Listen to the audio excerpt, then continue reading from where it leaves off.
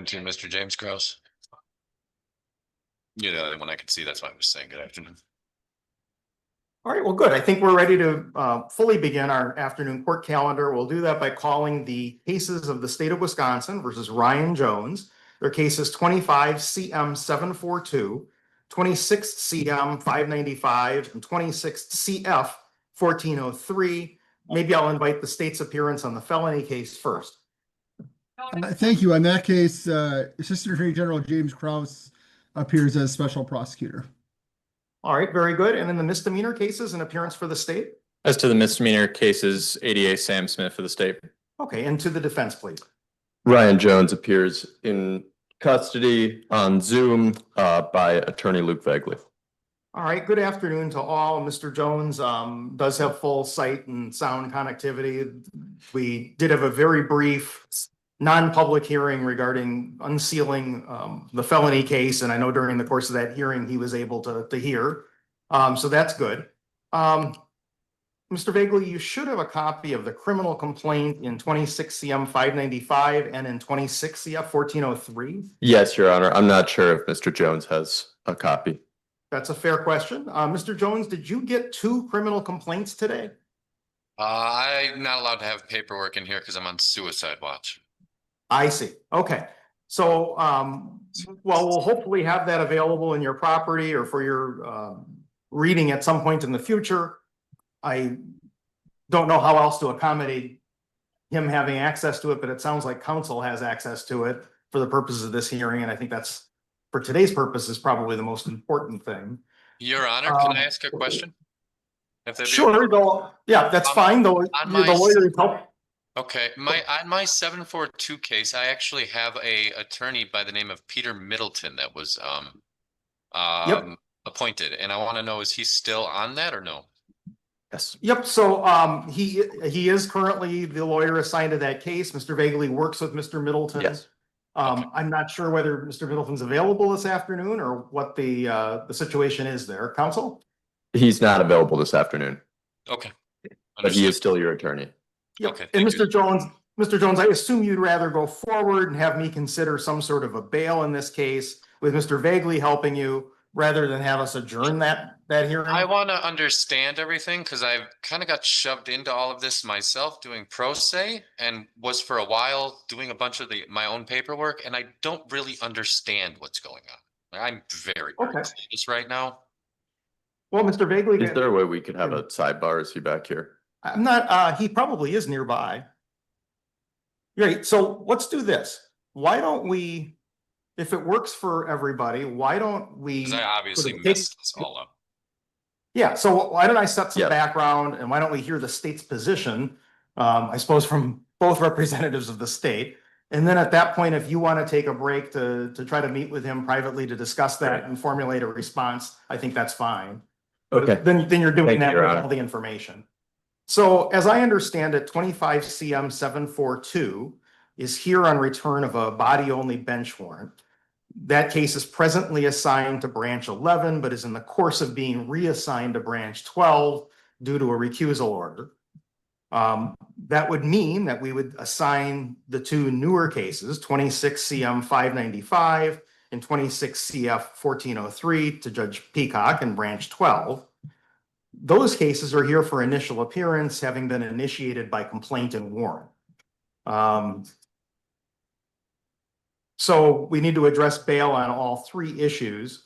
And in the misdemeanor case, I believe because of the reassignment and some of the other circumstances, and probably to facilitate Mr. Jones having access to a bail hearing instead of remaining in a body-only status, we've been asked to hold a hearing on that at the commissioner level. So that accomplishes making sure that he can be heard regarding bail on all 3 rather than potentially have some sort of a bail set in 2 cases and then be stuck on the 3rd. So that's, I think, what's going on with that, but I'm obviously open to other information from anyone if there's more to be shared. Mr. Krause, maybe I should start with you regarding your position on bail in the case that you're on. Yes, thank you. The state would be requesting a significant cash bond, at least $100,000. We do that because this is a Act 3 offense, at least counts 1, 3, and 5 are, so that the court can determine the protection of the public, most notably the circuit court judge. That is the issue of this complaint. This defendant has sent hundreds, if not thousands, of emails, many of them vulgar and harassing, but the most concerning ones are ones that directly threatened her life and the life of her unspecified family members. And these were repeated. They would come, and then a few days or weeks later, there would be more. So we do believe that this defendant in particular is a danger to this particular circuit court judge. And frankly, I think that the resumption of these proceedings, the beginning of these proceedings, could possibly trigger more activity. I would also note that there is the new misdemeanor case in which there's threats and I would call it rather erratic behavior alleged towards a neighbor. So we do believe that the defendant is a danger to the public at large, but also specifically to the circuit court judge at issue here. And the court knows there have been threats to judges that have ended up in violence and even attempts at judges' lives. So we do take them very seriously. In terms of a risk to appear, we do believe that the defendant is a very poor risk to appear. The conduct in my case, the felony case, was triggered when he did not appear for court, and there was a warrant issued for him in the original misdemeanor case that turned his ire towards this circuit court judge. He then had a voluntary appearance date, which he missed. In between those dates, he was sending messages which formed the basis of some of these counts. He then continued it after that date. This was despite multiple times officers coming to his house, knocking on his door, trying to talk to him, but instead there'd be lights turned off, TV turned off, people hiding. He would then send messages to the circuit court judge talking about the people that have come to his house. So he was clearly aware that people were coming to that law enforcement was coming to his home in an attempt to arrest him or sentenced to talk about these other charges.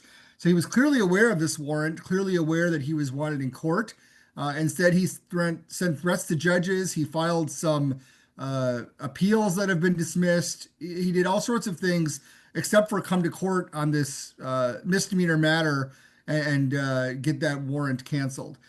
In order to appear here today, the state got the U.S. Marshals involved, and they knocked on the door repeatedly, and they could tell people were home, and they had to break down the door where he is found with his elderly mother, who I believe is the victim in one of the misdemeanor cases, kind of cowers behind her, and then does eventually give up and is arrested somewhat peacefully, but it took to that measure to go and get him to actually break down the door of his residence, where he has resided seemingly for the past over a year, almost a year, or actually just over a year, in Dane County, not terribly far away. So we believe that he is a danger to the community. We believe that he is, of course, a flight risk, or at least a risk to not come to court unless there's other extraordinary measures taken.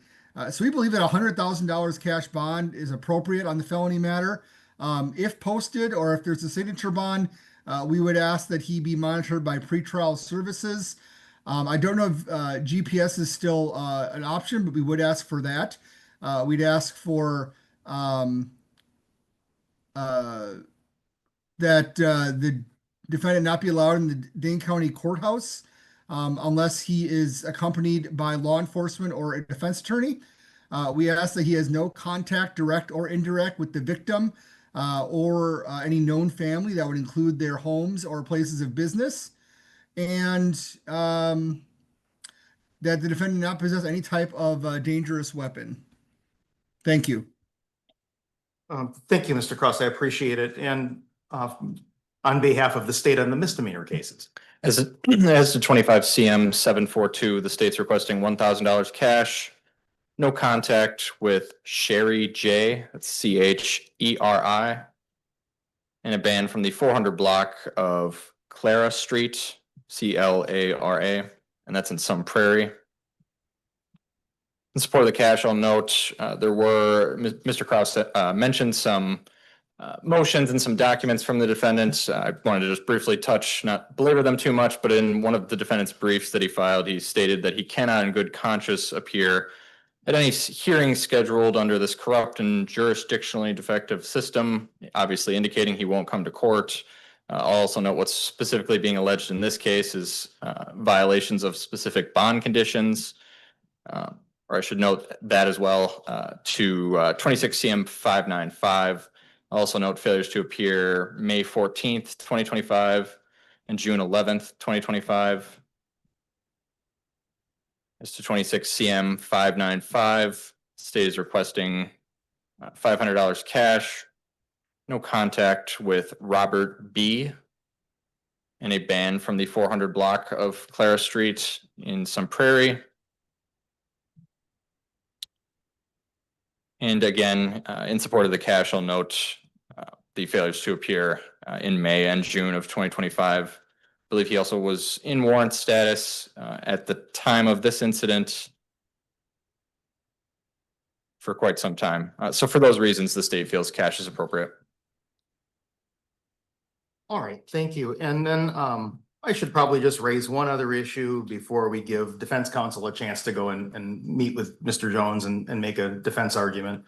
And that I suppose has to do with the hierarchy of the court system, with a Dane County court commissioner being asked to make a bail decision in a case where a Dane County Circuit Court judge is alleged to be the victim in one of the cases.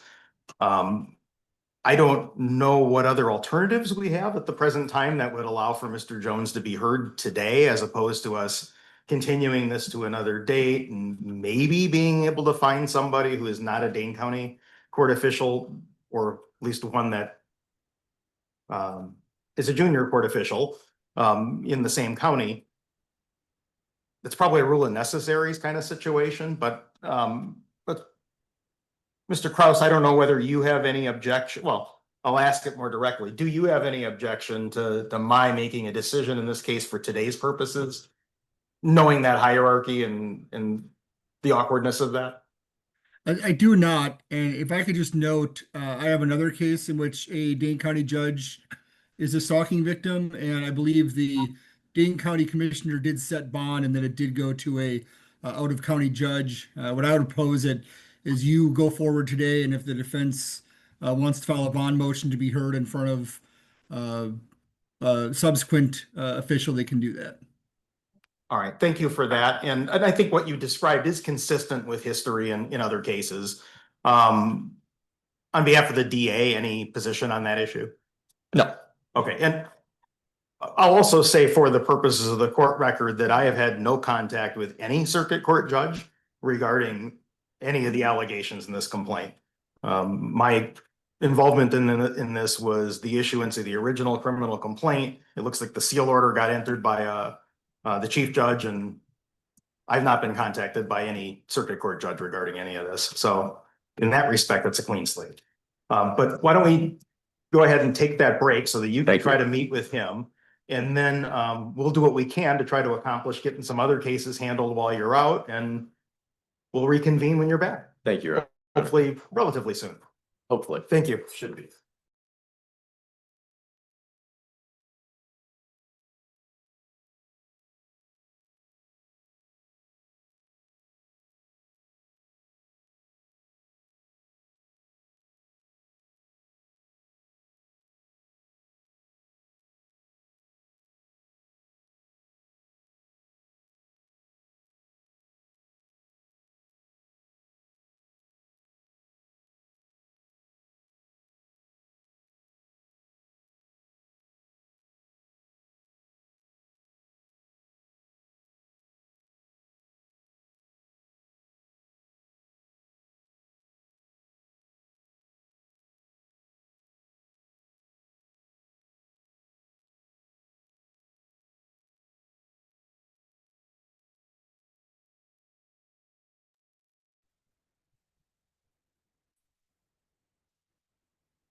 All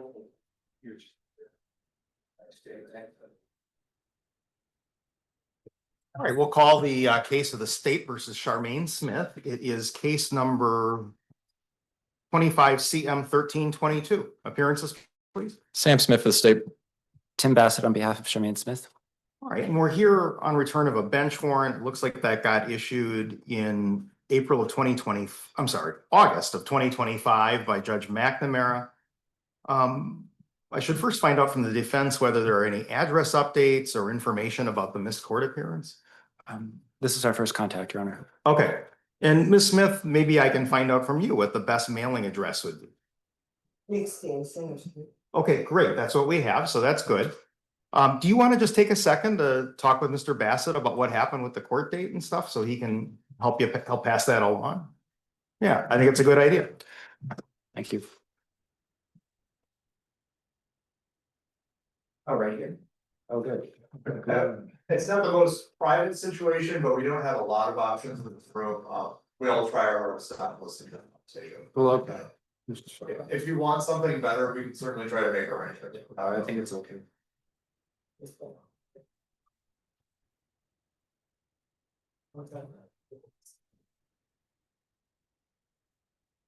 Why did you scroll in the first place?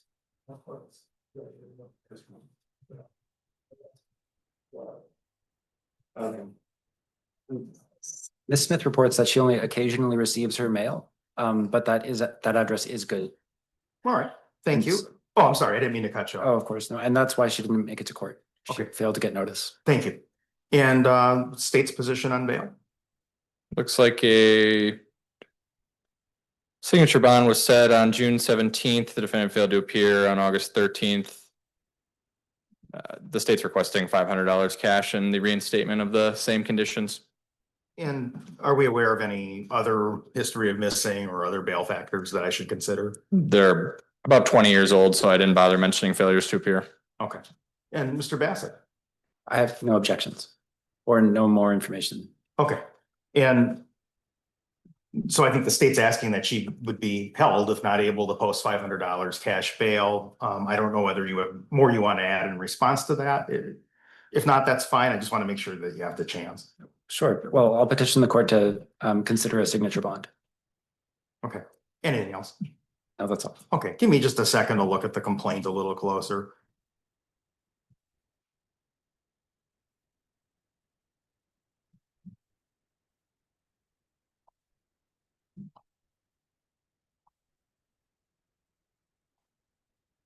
All right, I've had an opportunity to review the original complaint, which is now, well, the events are about 2 years old. In fairness to Ms. Smith, I don't think this case got filed for about a year after that. So it's really only been a pending case for about a year. But then she did miss the very first court appearance. She would have received that one in hand. In fact, the court date actually appears on the scanned copy of the bond form that she signed. So she would have had notice. This is not the most serious set of offenses. They're misdemeanor offenses. It sounds like she does not have a substantial history of missing court, at least in the recent past. I also take into account that the warrant had a $500 bail amount inscribed on it. So if she had the ability to post that, I think she probably wouldn't be standing here. She wouldn't be back in court for this bail hearing. I think some cash bail is appropriate at this point, but I'm going to set it a little less. I'll set it at $350. I'll continue the previously imposed conditions that she have no contact with Albert R. And that I'll continue the previously imposed condition that she not use or possess controlled substances or drug paraphernalia without a valid prescription. I tend not to order that condition generally myself, but it's an existing condition and I should keep it in place. Ms. Smith, we're going to get you some paperwork here in the next room. If you're able to post that, you could be released. If you're not, you and your lawyer can talk about a process for asking to get into court to get this reviewed. And I hope things work out for you. Good luck. Thank you, Your Honor. You're welcome. Bye-bye. Can do a forfeiture next. Jamarian McCurdy. Oh, you can do that. But.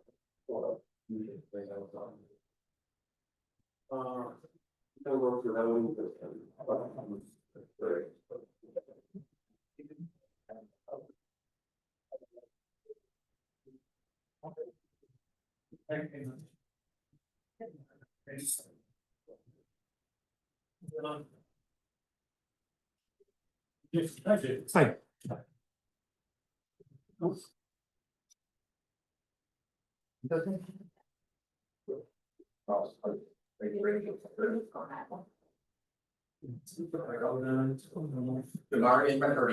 On Zoom.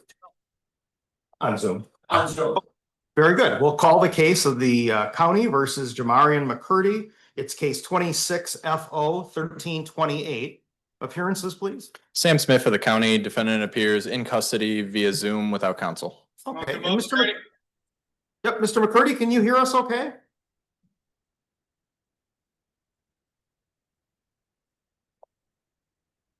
There you are. And can you hear us all right, sir? You're asking if you can hear him. Hello? Yes, Mr. McCurdy. So I have some good news for you. The DA decided not to charge you with a criminal offense. They've instead charged you with an ordinance violation. So it's like getting a ticket instead of getting charged with a criminal offense, and it's for disorderly conduct. You have some rights. One right is you could enter a not guilty plea to that. If you enter a not guilty plea, we would release you from jail today. You would not have to post a bail, and it would keep open your right to contest these charges in the future. You'd have other court dates and the like. So that's one option. You think you want to resolve this case here today, the county likely has an offer for a fine of some sort in order to do that. Do you know which of those things you'd like to do? I like the first option, like the second one too as well. You want to hear the offer? No, the offer where you turn it into like a community offense, but the second option to where I can come back when I'm ready. But I Okay. mean, like, a second offense. What was the second option again? You said the first. Right, so option? one option is you can enter a not guilty plea, or if you want to hear an offer from them to resolve this for a fine, it's possible we could just resolve the thing here today. Either way. I like to enter a not guilty plea and hear the fine. Okay, I'll get a not guilty plea entered for you. We're gonna get you another court date, but you'll be getting out of jail today. And then you can always talk about offers and settlement options at that next court date. Good luck to you. I hope things work out, Mr. McCurdy. Thank you. You're welcome. Bye-bye.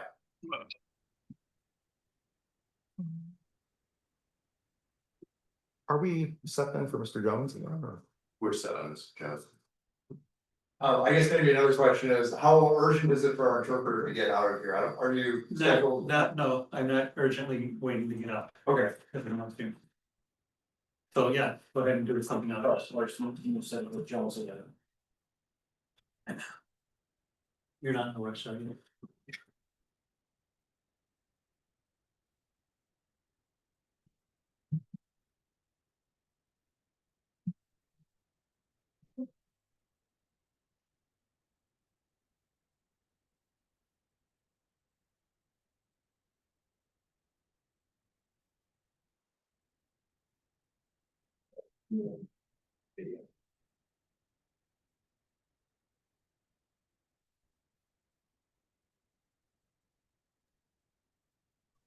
Okay, I think we're ready to go back on the record in the Jones cases. Appearances are as they were before. Mr. Voegeli, hopefully we'll have you address the court official issue that was raised earlier, and then also move into bail if I was able to speak with Mr. Jones and we have no issue. Okay, real good. And then I should have your argument on bail. Yes, we're asking for $5,000 cash today. Mr. Jones is indigent. $100,000 is not something that is even remotely possible for Mr. Jones to post. Furthermore, he has no prior violent convictions. And as far as I'm seeing, there is the one failure to appear. He does furthermore have strong connections to the Madison area. He has been in Wisconsin for the last 20 years. Okay, thank you. And then I do have a question. I know there was a request for a referral to pretrial services. Are they taking application or new participants at this point? I know they'd had a moratorium in effect for a while. The last I heard, there was a wait list. I haven't heard anything different since then, but it was about a month or so ago, so I'm not exactly sure. Okay, and I don't know whether either other council have additional information regarding that. Not sure, Your Honor. I do not. Okay. So I want to make sure I understood that correctly. It sounds like they're allowing people to be referred, but there may not be actual monitoring that occurs immediately until that form of monitoring becomes available. That's my understanding. Okay, and then the other question is, I know there was a request for GPS monitoring. I suppose that's the essential purpose in a referral to pretrial services in this sort of case. Attorney Kraus, is the goal of that to monitor his not being at the courthouse? I ask that only because there really were no other geographic locations described that would be subject to monitoring. And I would understand some reasons why you wouldn't want to specify those, but I'm hoping to see clarity on that issue. At this point, yes, it'd be to not be by the courthouse, or at least if it's detected he is, they would be before a actual hearing of some sort. Okay. And anything else from either council? I have additional information that there is a wait list for GPS. It's shorter. However, if the court doesn't order it, he's obviously not going to be on the wait list. So, but that's all I have to add. Okay. Nothing further, Your Honor. All right, thank you. I have had an opportunity to review the court record and the complaints in each of the three cases that are here in front of us. The first of them is 25 CM 742, an Act 3 eligible battery case that has been pending for a little over a year. In that case, Mr. Jones signed a signature bond and promised not to have contact with Sherry J and to not be in the 400 block of Clara Street. He then missed the very first court date in that case, which was about a month later. He would have had notice in hand for that because it was on the bond form that he signed in order to be released from custody. The court record has a lot of information following that in terms of correspondence and various motions and things filed. It appears that in June of 2025, the then assigned judge scheduled a hearing, I think, to try to address the request to get the warrant quashed and to handle some of these matters. And Mr. Jones, again, did not appear. I have not had the opportunity to read every single one of the 76 documents in that misdemeanor case, so I don't know the contents of all of them, but though there's been some description on the record about statements that constitute a refusal to appear. In the meantime, Mr. Jones is charged in 26 CM 595 with disorderly conduct and misdemeanor bail jumping, technically not Act 3 eligible charges, but that complaint alleges criminal behavior at the very place that the conditions of bond in the earlier case prohibited him from being, where he had promised not to be on Clara Street. The court record in that case also includes, again, I'll use the term correspondence and motions and things. One of them is from the person who Mr. Jones was not supposed to have contact with pursuant to the bond form in the earlier misdemeanor case. And then, of course, in the meantime, we also have the new charges in 26 CF 1403. And they're obviously the most serious in terms of criminal justice system consequences, in terms of safety, and in terms of for a bail. They're Act 3 eligible charges. The concept of making threats and physical threats to a circuit court judge handling a pending case, and it's alleged to be in direct response to legal actions taken by the judge, strike at the very heart of the system of justice. They're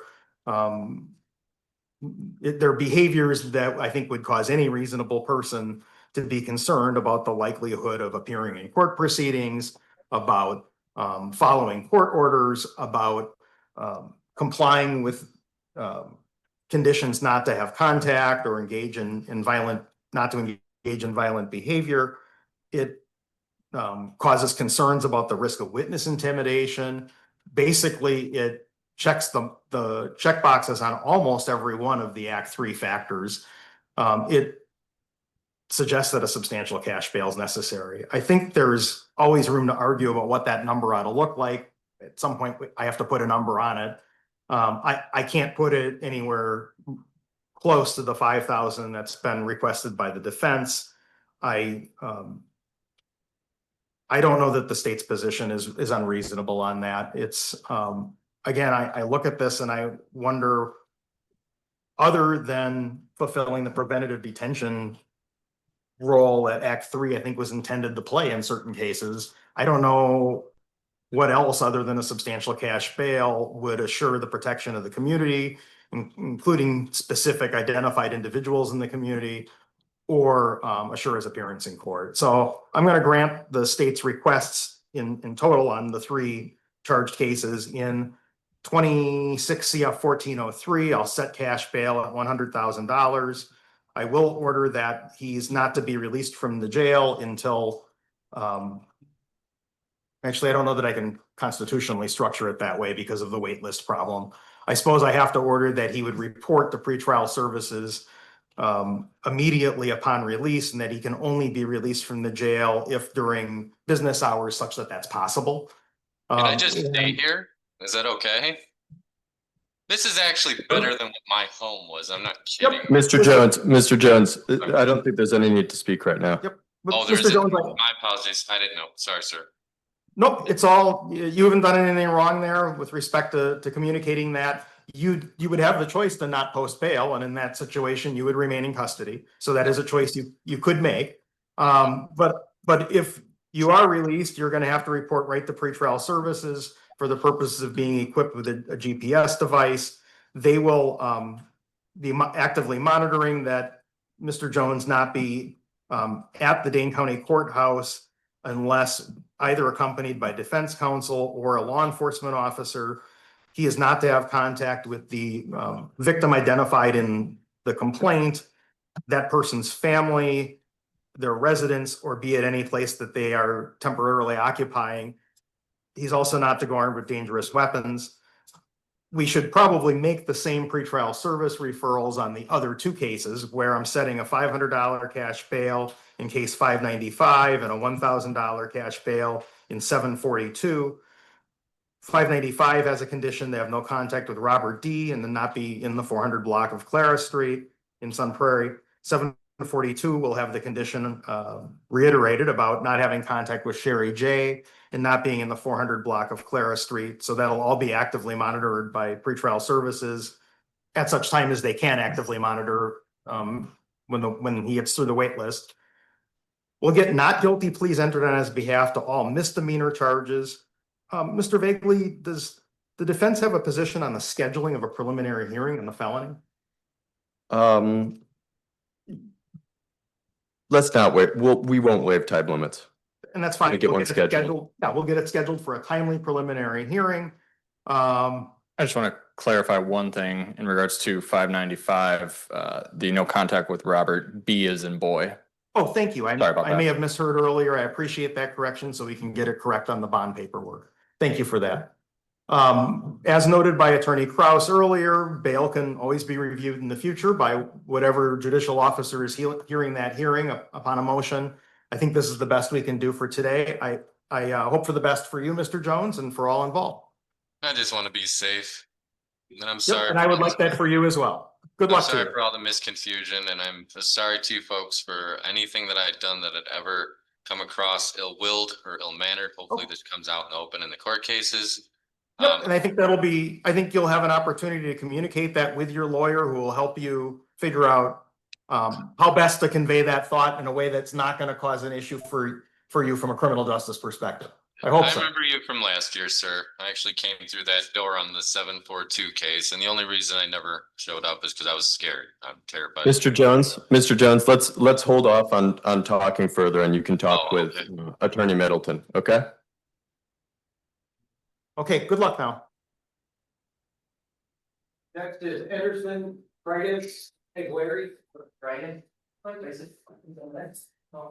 Well, will a date be sent out then? We could probably give it to you now. Good question. Mr. Clerk, do you Okay. have the preliminary hearing date for the AG? I do, I'm waiting for my computer to open it up, it's probably actually already on the WCCA website. I set the prelim for July 28th, 3 o'clock, that's a Tuesday, that will be in branch 10.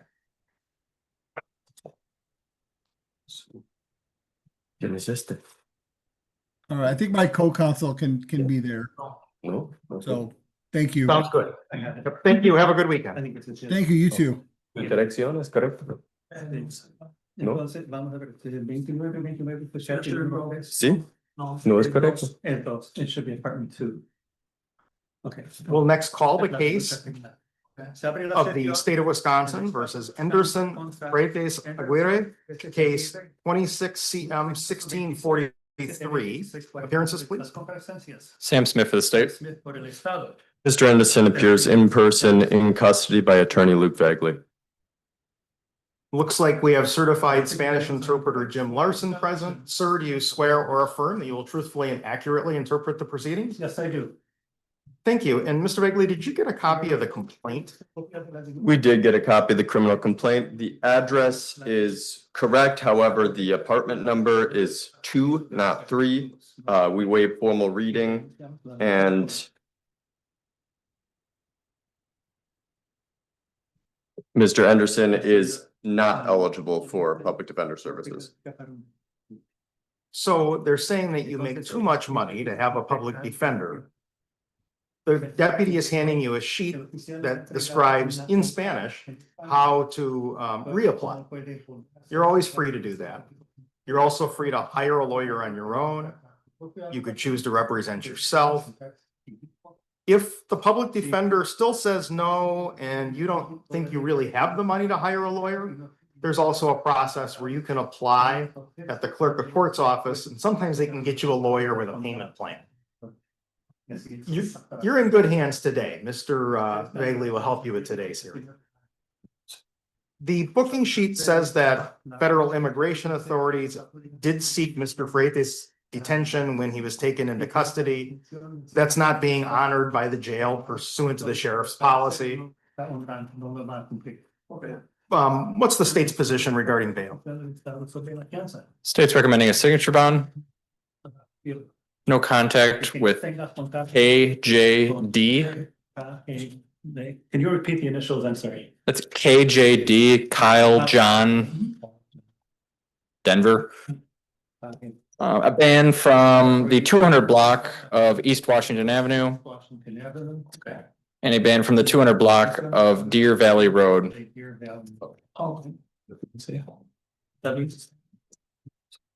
And No objection, Your Honor. okay, thank you. I will order a signature bond with those conditions, and we'll get a not guilty plea entered for the defendant for now. You're gonna have another court date. We'll give that to you in the next room. Good luck to you. Okay. Next is David Ruiz Fernandez.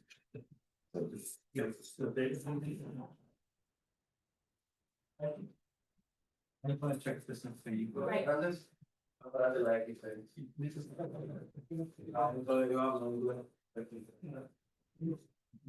Hello. Hello. Your lawyer's right here. He's got it. Oh, I'm sorry. No problem. Why don't we call the case of the bail hearing for David Ruiz Fernandez, case 26 GF 37043. Appearances, please. Sam Smith for the state. Mr. Ruiz Fernandez appears in custody with counsel Merle Josti. Good afternoon, Commissioner. Good afternoon. It looks like Mr. Ruiz was taken into custody on the morning of the 15th on tentative felony charges of delivery of cocaine. Probable cause was found by Commissioner Rome based on a Riverside affidavit, but no complaint has been filed. Perhaps the state has an update about that and some sort of a position on bail.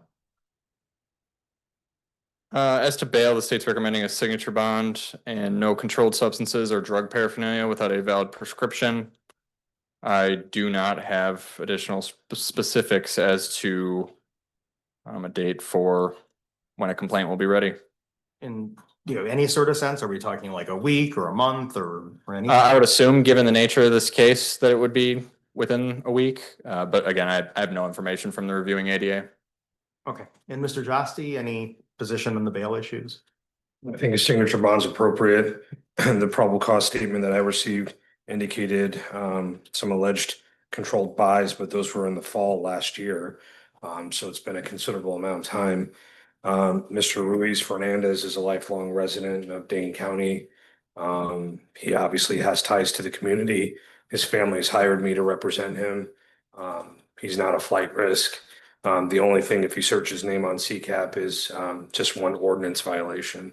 I think a signature bond is more than appropriate. Do you have a position on the timing of the initial appearance? I would just ask for us to have some date scheduled. Last week of the month, maybe gives them 2 weeks.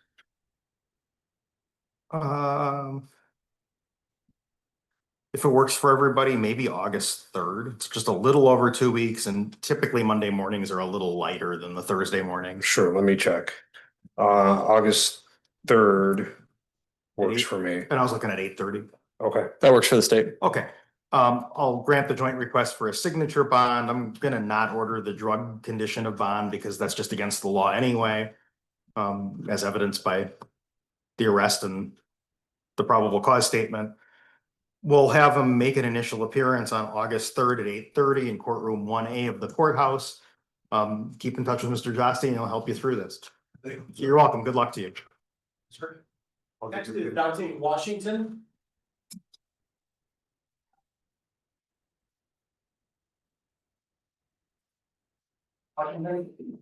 Nice to meet you as well.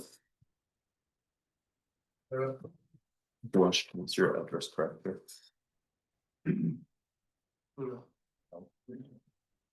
What's your address?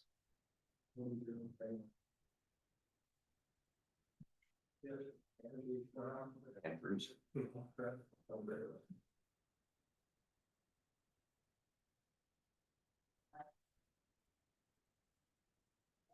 You want zip code?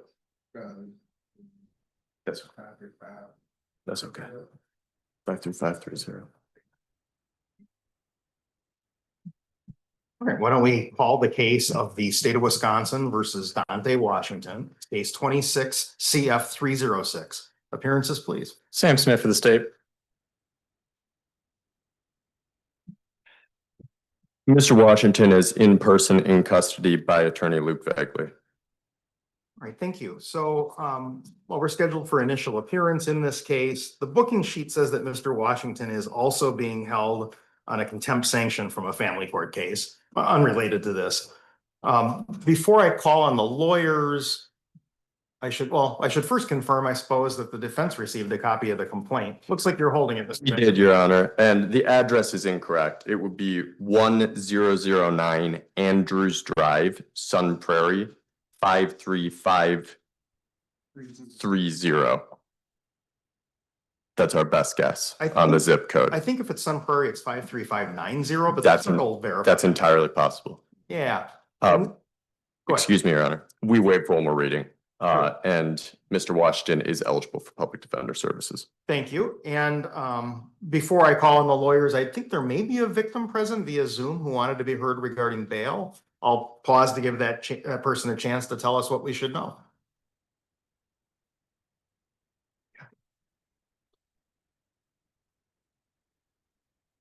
I'm not hearing anything come through on this side, but what I'll do is I'll hear from the lawyers and then I'll make sure to try it again before any decisions get made. Does the state have a position regarding bail? State's requesting a signature bond, no acts or threats of violence towards Brittany S. It's BRITTANY, and that he not operate a motor vehicle without a valid driver's license.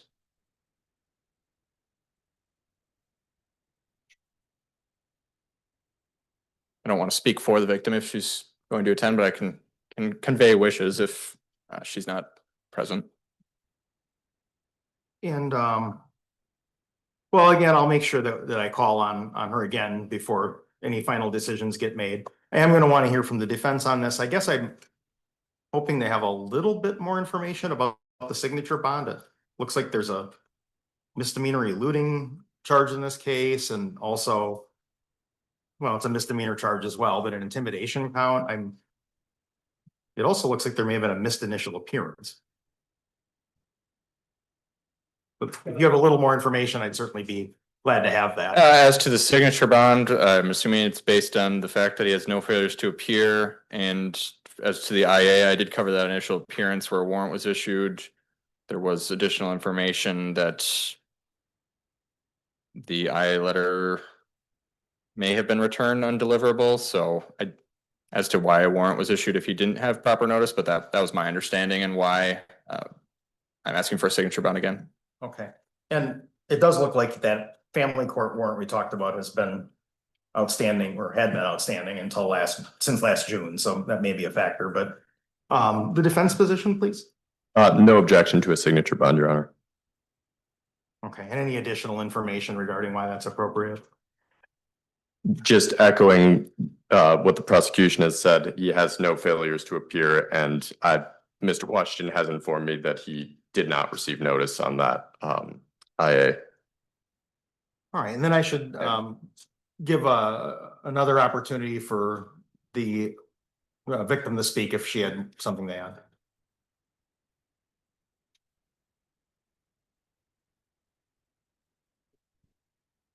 And I wonder if either party has any information about how he came to be in custody now at this point. Mr. Washington has informed me that when he found out that he missed the IA, he did turn himself in. Okay, well, that's a big factor. And I thought I heard the audio come on from the login that says Brittany. If you wanted to add something, it's okay to unmute yourself now and add it. This is not for my case. Ah, okay. Very good. Thank you. Well, I don't know that this would be a signature bond if not for that last factor that was identified. If Mr. Washington walked in here to the jail and turned himself in on this, that's a pretty big step. And I think that deserves some credit. It also appears, as far as I can tell, consistent with the booking sheet. It has this building listed as the place of arrest. So that adds up. For that reason, I'll go along with the signature bond. I'll order as conditions that he not engage in acts or threats of violence towards Brittany S. I'm going to have the condition of bond be that he not operate a motor vehicle. I'm not aware of any reason that what's alleged in this complaint is tied to license status. And at the same time, it's concerning that this complaint alleges operation of a vehicle without consent and then not in compliance with pulling over for the police. So let's have it be a blanket no drive at this point. What about the time limits for preliminary hearing?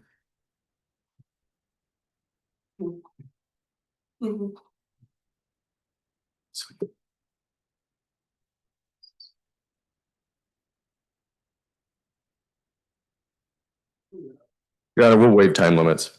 Okay, that sounds fine. We'll get it scheduled for further proceedings. So this will allow you to be released in connection with these criminal charges. You're going to have to deal with that sanction though before you can be released in connection with that. And I wish you well. Good job coming in and getting this dealt with. That's to your credit. It made a difference.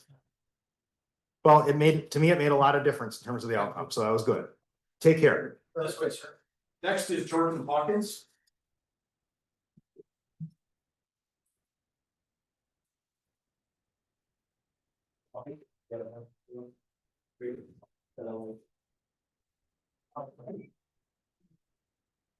All right, we'll next call the case of the state versus Jordan Hawkins, case 26 CF 1560. Appearances, please. Sam Smith for the state. Mr. Hawkins appears in person in custody by attorney Luke Voegeli. He did receive a copy of the criminal complaint. His address is correct and we waive formal reading, and Mr. Hawkins is not eligible for public defender services. All right, so sir, the deputy's going to hand you a sheet that talks about how to reapply at the public defender if you want them to recheck the numbers or if something changes with your income. But they told me, that could reapply, I just quit my job, just finally being here on Thursday. Okay, yeah, you're always free to reapply. That's not a problem. He's going to help you for today. If they still say no, you could hire a lawyer on your own, you could represent yourself, or you could apply through the clerk of court's office for a county appointed attorney. All right, before I call on the lawyers, I should give an opportunity for the victim, who I believe is present, to be heard regarding bail here. I bet we have the right Brittany this time. Sorry for the confusion earlier, ma'am.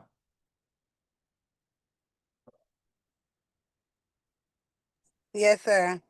All right, real good. And you aren't required to add anything, but if you wanted to say something about bail or conditions of bail, you would have the chance. I don't have anything to say regarding the bill. I just want to be able to still have contact. Okay. Yep, that's good information. I appreciate that. And what's the state's position regarding bail? We're gonna just have one very brief moment. Sure.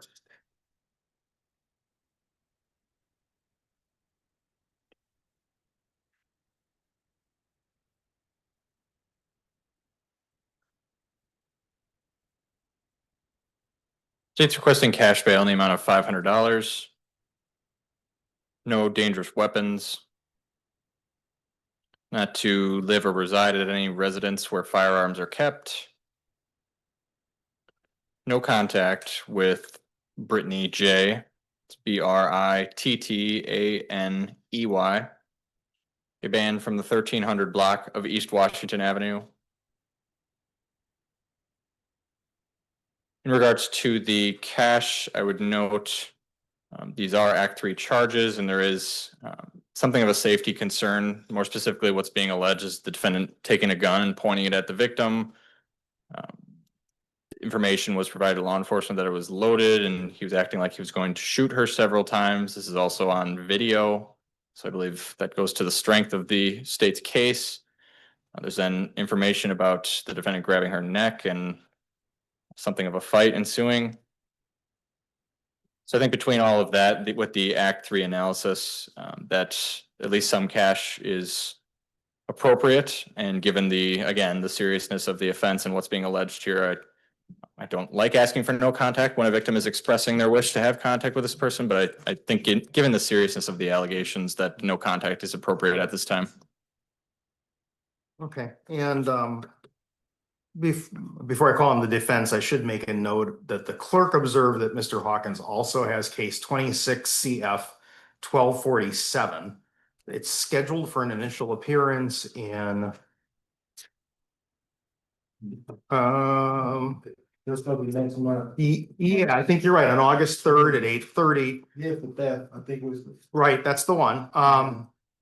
That's not booked in to be heard today. It may be that there are victim notification issues that would prevent us from dealing with that. If not, we ought to deal with it, but that it's possible that's an issue.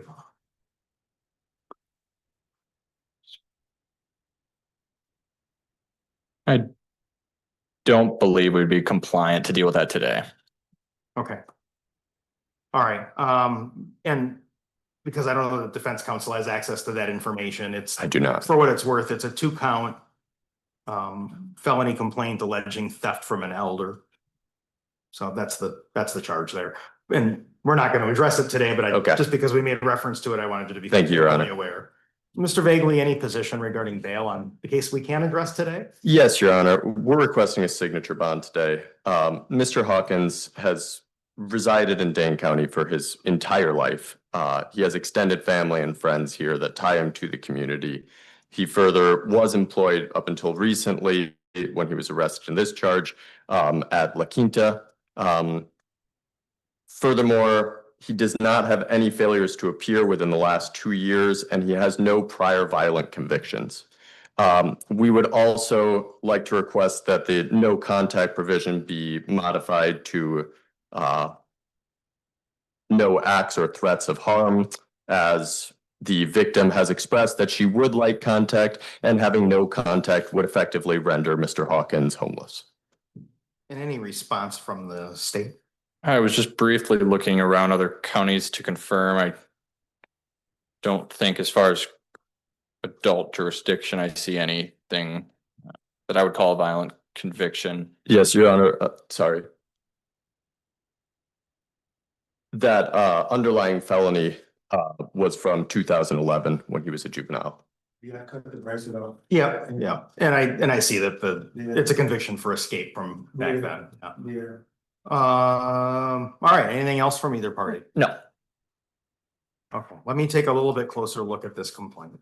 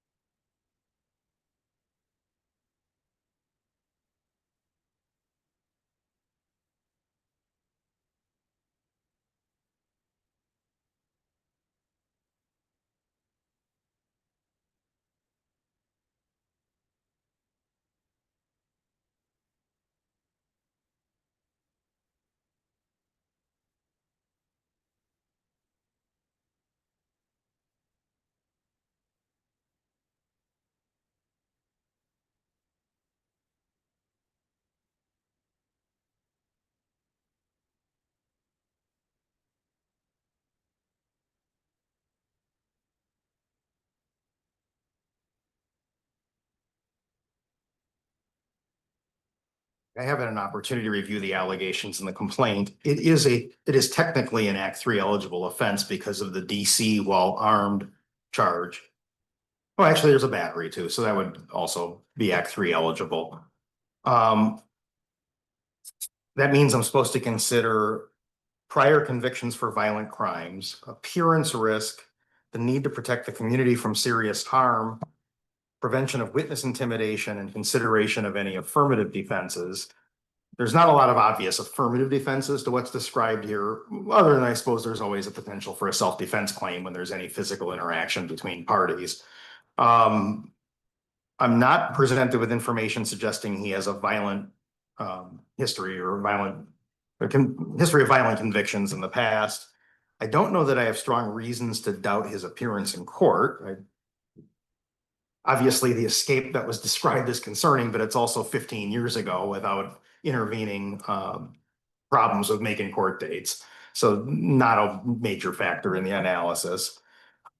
Naturally, one has to be a little bit concerned about community safety, both that specifically of Brittany J. and the community at large, given what's alleged in the complaint. I also recognize from what I read in the complaint, we're talking about behaviors involving an unloaded firearm. Not approving of that behavior, but that does change the dangers at a fairly significant level.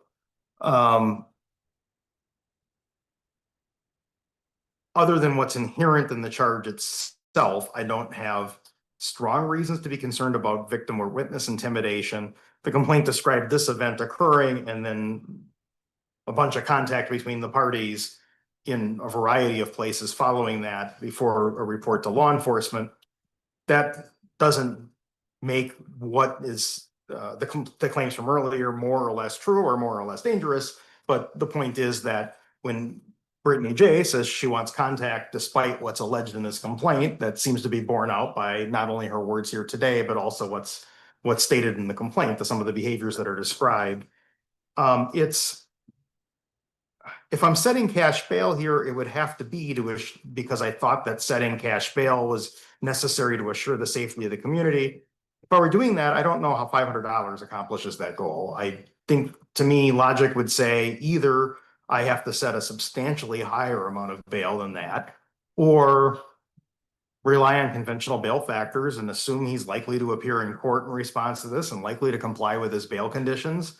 Without a strong history of that, I guess that's the direction I'm going to lean here. So I'll order a signature bond in this case. I'll order that he not go armed with dangerous weapons. I am very much on the fence as to the question of whether the no contact and the geographic ban are appropriate. It's again, it's concerning what's alleged in the complaint. I also have very clear statements from Brittany J, who has identified that she wishes to have contact.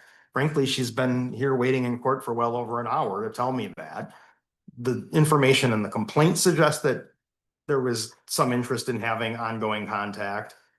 If I order a no contact despite her saying she doesn't want that, I'm ultimately restricting who she can have contact with too, and she's an alleged victim in this. Without some other history of prior violent contact between the parties or some other factor that hasn't been identified here, I'm inclined to defer to her wishes, and I'm going to do that. So I'll order the signature bond. I'll order that he not go armed with dangerous weapons. I think that's an appropriate condition. I'm going to not order the other two conditions.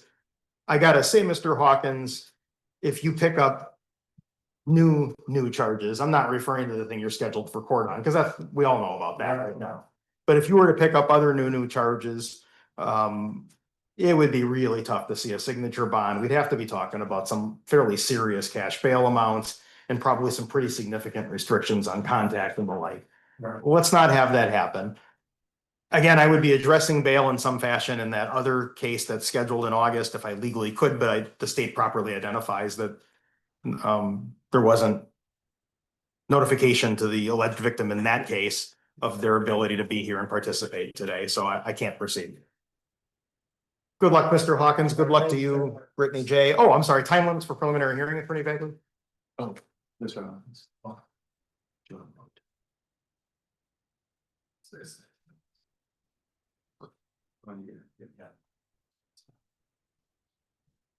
Your Honor, we're going to waive time limits. All right. And so what that means is that you're actually going to have two different court dates on August 3rd.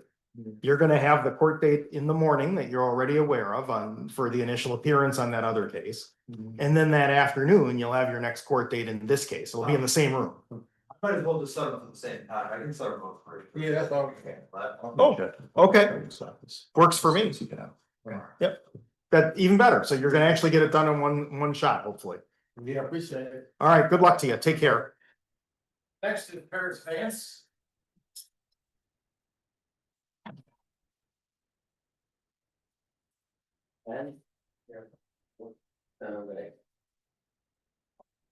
Okay, we'll next call the case of the state versus Paris Vance. It's case 26 CM 1651. Appearances, please. Sam Smith for the state. Mr. Vance appears in person in custody by attorney Luke Voegeli. And Mr. Vance should have a copy of the complaint there. It looks like he's holding a copy of the complaint. Is that the correct address? Yeah. The address is correct. We waive formal reading and Mr. Vance is eligible for public defender services. Okay, thank you. And I know that he is being held on an ES hold. Perhaps the clerk knows if there's a specific judge this case should be assigned to. I believe that's Judge White. Okay, thank you. We'll get that assigned accordingly. Before I call on the lawyers, I was told there may be a victim present on this case who wanted to be heard regarding bail, so I should pause to give that a chance.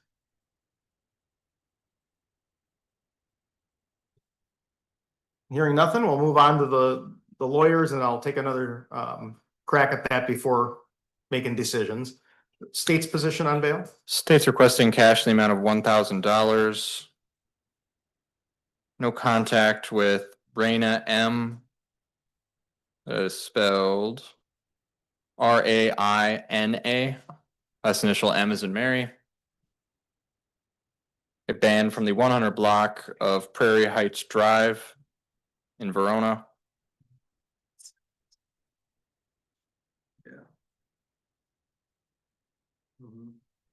As to the cash, I'll note some of these offenses are Act 3.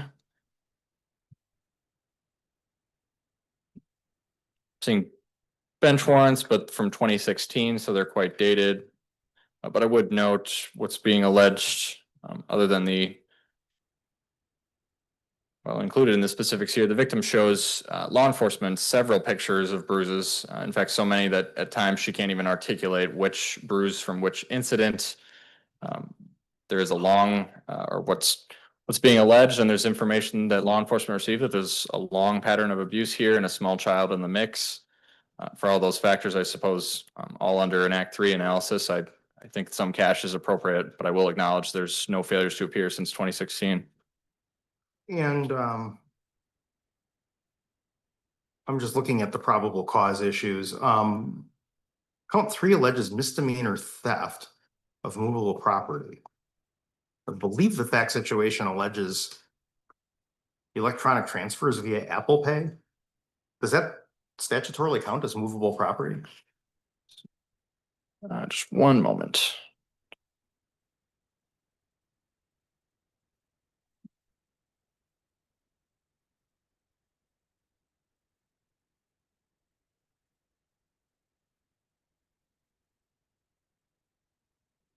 So 94320 sub 2 sub AG defines movable property as property whose physical location can be changed without limitation and including electricity and gas, documents which represent or embody intangible rights, and things growing on, affixed, or found in land. Maybe there are arguments on both sides of that one. I don't know if I've encountered quite this question before, but maybe if the defense has a position on that, I could hear from you, and then of course we'll give. Let me look at the statute one more time here. Yeah. Your Honor.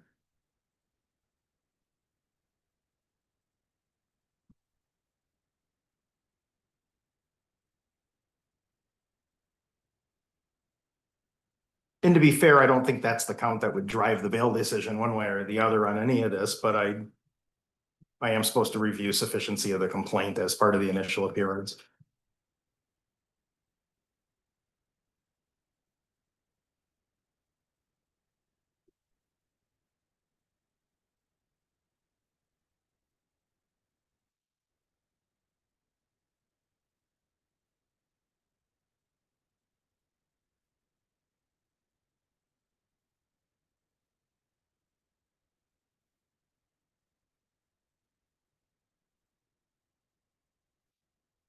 Yeah, Your Honor, I'm gonna object to that count, based on the physical location can be changed element of the definition. I don't think that you could have a physical location of a Zelle or Cash App payment. Any response from the state?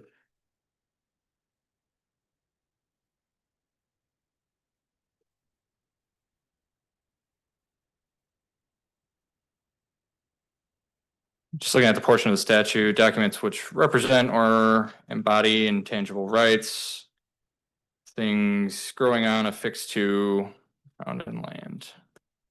I don't have any additional info to add. I think what's described in this complaint meets that definition. I was looking at the jury instruction. It's 1441 as to if there's something in the comments for specifics to this type of situation, but I didn't find any additional info.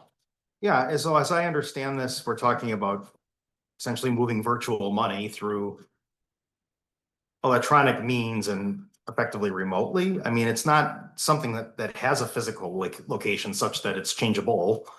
I understand the reference in electricity and gas in the statute, and they're not things that we think of as tangible, like an actual physical piece of property, but they're like that because they have, like, electricity in that fashion, you know, is connected by wire and the atoms travel, and there is a sort of a changing location aspect of that, same as gas. There's the document section, and that must represent a title to a vehicle or a deed or I suppose a bond or something like that, where the physical document itself may be inherently of very little economic value, but it represents something bigger. I don't think that's what we have here. Certainly what's alleged would be a criminal offense of some sort. I just don't think it's that one. So I'm going to dismiss count 3 without prejudice. We still have to address all the bail related issues, and from the defense, I should hear your argument. Your Honor, we're asking for a signature bond today. Mr. Vance has strong ties to the community. He's been a Dane County resident his entire life. He has parents and friends in the area. He is currently going to school at barber school. And he has been doing so for the last 2 months. Additionally, he has no failures to appear since 2015. We would also ask for no violent or disorderly contact with the victim or contact with a third party present so they can exchange their 2-year-old child. Okay, and I should pause again to see if that person's present to weigh in on this.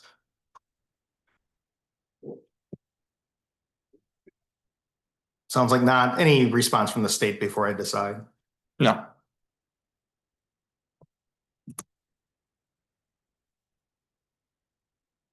Do we know what his status was with his probation agent?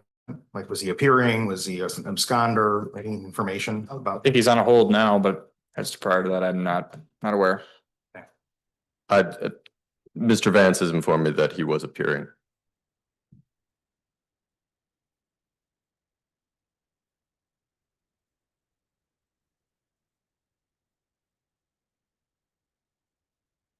It's a close call. It's the I have nothing that contradicts that he's been compliant with his agent. I don't have reason to think, based on what's alleged in this complaint, that his agent would have been aware that he was being actively sought or anything like that during this time period. I don't have information suggesting that he resisted law enforcement or any of those sorts of things that sometimes happen. And at its core, we have a misdemeanor offense without what's been, and I've heard no description of a history of violent crimes or recent history of missing court appearances. It's a signature bond case, I think, probably just barely. I'll order a signature bond. I'll order the conditions that I'm going to order the condition that he not have contact with Raina M. I can say except through third parties for the purposes of arranging some sort of child exchange. And I'll order that he not be in the 100 block of Prairie Heights Drive in the city of Verona. We'll get a not guilty plea entered on his behalf for now. As I'm sure you're aware, your agent's got control over whether you're able to be released for right now. Good luck to you, Mr. Vance. Take care. You're welcome. Bye-bye. Next is Daniel Kobierski. During via Zoom, he did advise the bailiff he was not going to participate. Okay.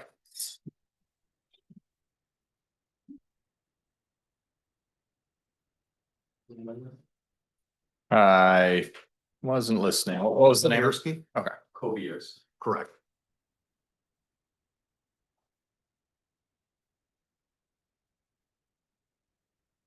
We'll call the case of the state versus Daniel Kobierski, case 26 CF 1511. Appearances, please. Sam Smith of the state. Mr. Kobierski appears on Zoom in custody by attorney Luke Voegeli. I am not sure if he received a copy of the criminal complaint. Me neither, and I can't actually tell whether he's physically present. Deputy, maybe you can fill us in a little bit. His cell door was open and I asked if he wanted, when I asked if he wants to come up for court, he said he refuses to participate and will not come out of his cell. Okay, so he's not within earshot right now. No, he is not. And it sounds like your professional opinion is it wouldn't make sense to engage in sort of a physical confrontation with him to get him here for this court date. Correct. And I do see that he's being held otherwise on an ES hold. Counsel, unless you have better plans, I would think we could just rebook this for. Yeah, if he's Wednesday being or- held on an ES hold, we can rebook this. Okay, state have any objection to that? No. Okay, let's try him on Wednesday. Thanks, Deputy. Appreciate the update. You're welcome. Next is Sebastian Taylor.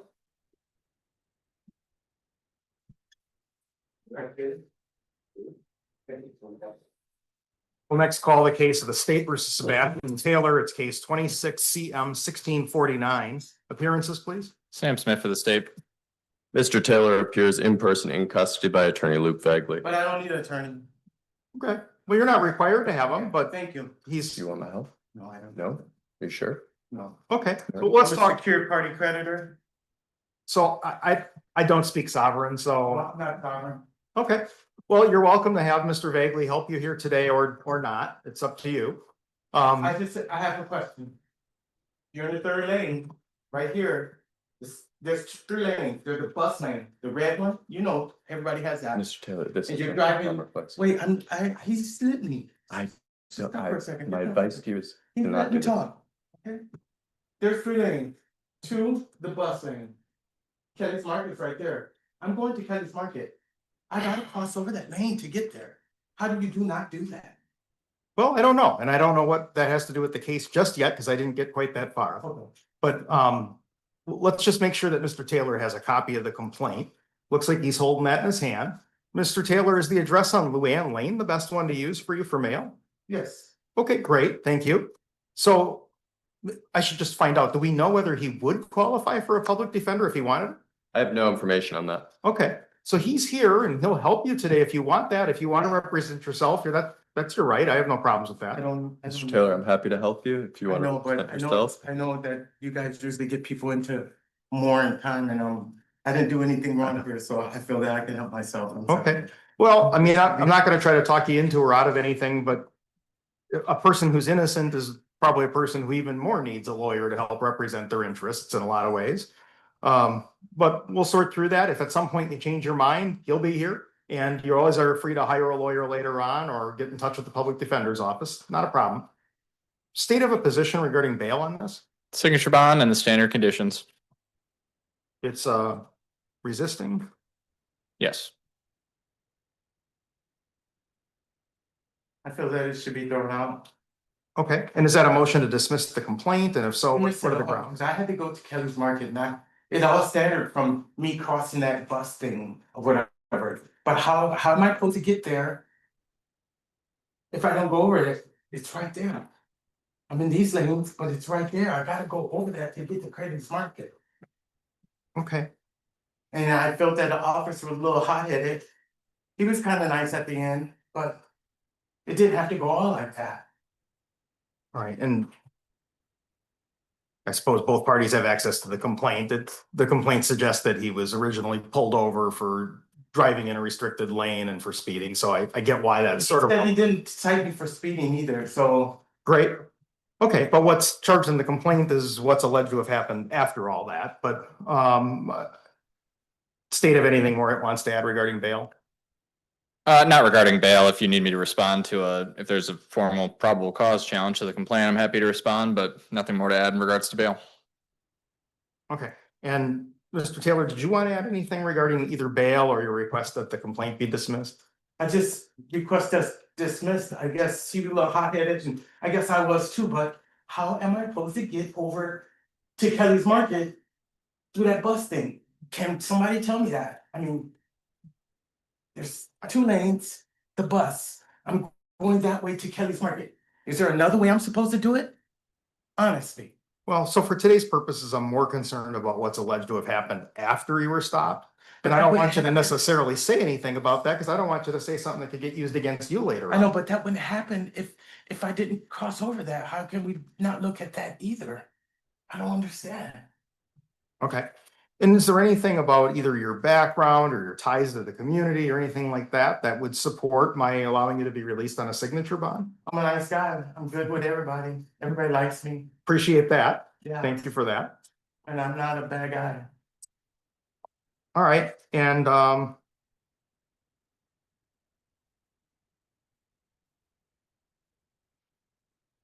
just taking a little bit closer look at the complaint.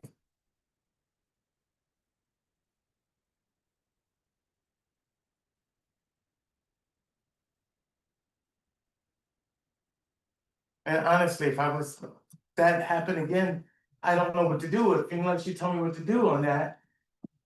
But not supposed to turn to get to Kelly's Market over the bus thing? I mean, it's right there. That's why I say it should be thrown out. This is heavy and a waste of the state's money and time. Mr. Taylor. Okay, so, and the state's still supportive of a signature bond?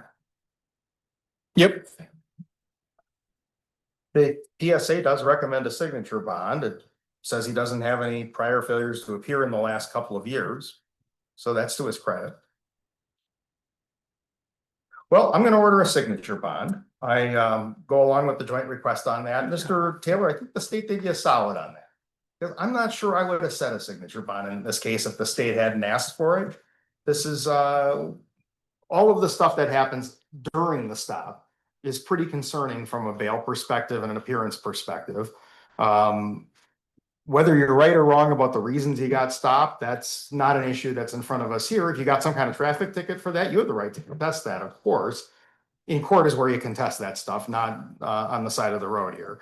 But I'll give it a shot. I hope it works. You know, you don't have a bad history of making court. You said you're a nice guy. I'll take you in, at your word on that. I'll order the signature bond. We're gonna have a bond form for you to sign here next door. Okay? Do yourself a favor. If you want to be released, sign the bond form. Don't put rights reservations clauses on it or UCC codes or any of that kind of stuff. If you do, the jail's not going to release you. It doesn't make any sense. Don't do it. Just don't play that game. Good luck to you. Yeah, this way, sir. Very good one. Next is Josario Niederhauser, appearing via Zoom. Yes.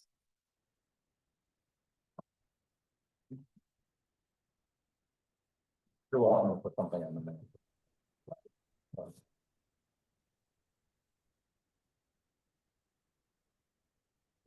We'll next call the case of the state versus Josario Niederhauser, case 26 CM 1639. Appearances, please. Sam Smith for the state. Mr. Niederhauser appears in custody on Zoom by attorney Luke Voegeli. I am not sure if he received a copy of the criminal complaint. Yeah, so Mr. Niederhauser, I should first confirm that you can hear us okay, can you? Yeah. Okay, real good. And did the deputies hand you a copy of the criminal complaint or has that not happened yet? Yes, right here. You do have it. Very good. Thank you for letting me know that. The complaint says that he does have a pending case. It looks like that case, or many, maybe 4 of them. It looks like they're assigned to Judge McNamara. We should get this case assigned to that same judge by local court rule.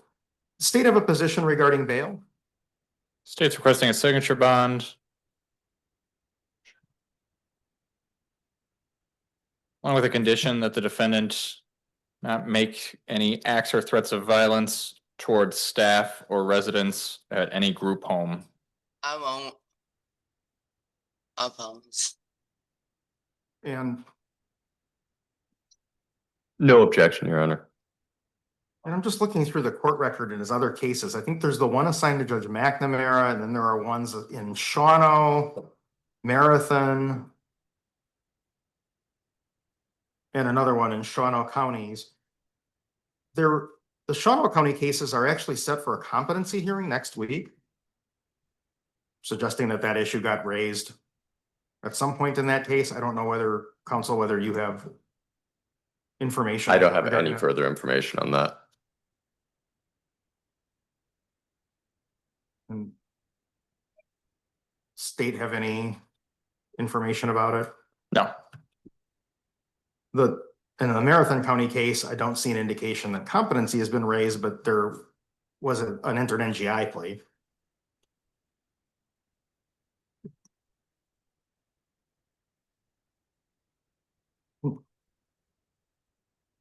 After going down that path, I can't recall, Mr. Voegeli, whether I gave you the opportunity to talk about bail.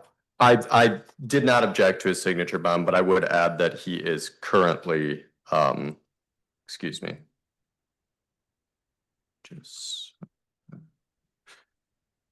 He is currently in a group home where he is under supervision, and he has made previous appearances. It does look like he had one failure to appear. He told our staff that that's because his mother had forgot to take him to court. Okay. And that's the time I miss court, and I usually don't miss court. So That is the only time he's missed court. time. Okay. A signature bond with a 4th pending case is kind of unusual. I also do think the circumstances described in the complaint and what I can glean from the other counties' cases are also unusual. It's obviously there's some concern about this being the living environment and the fact that competency has been raised in the other jurisdiction. I think a signature bond's appropriate. I'm not going to set any specific conditions for concern about competence and ability to comply with those conditions. And Judge. Sure. And given what I'm reading in this complaint, this interaction here today, and the record in the Shawano County case, I think I'm also gonna make a finding, not only of probable cause, but that there's reason to doubt competence so that that issue can get addressed in the Dane County case sooner rather than later. If it's getting reviewed by somebody in connection with this other case, we might as well make sure it's getting reviewed across the board so that if it's fair for the case to be allowed to proceed in a conventional manner, we know that earlier. And if it's not, we know that earlier too. That just seems like, to me, the best for all. We'll get a not guilty plea entered on Mr. Niederhauser's behalf. Mr. Niederhauser, I wish you the best, and I hope that things can go well from here so that you're not picking up more charges and more trouble. Take care. No, I won't. Okay, very good. Thank you. So when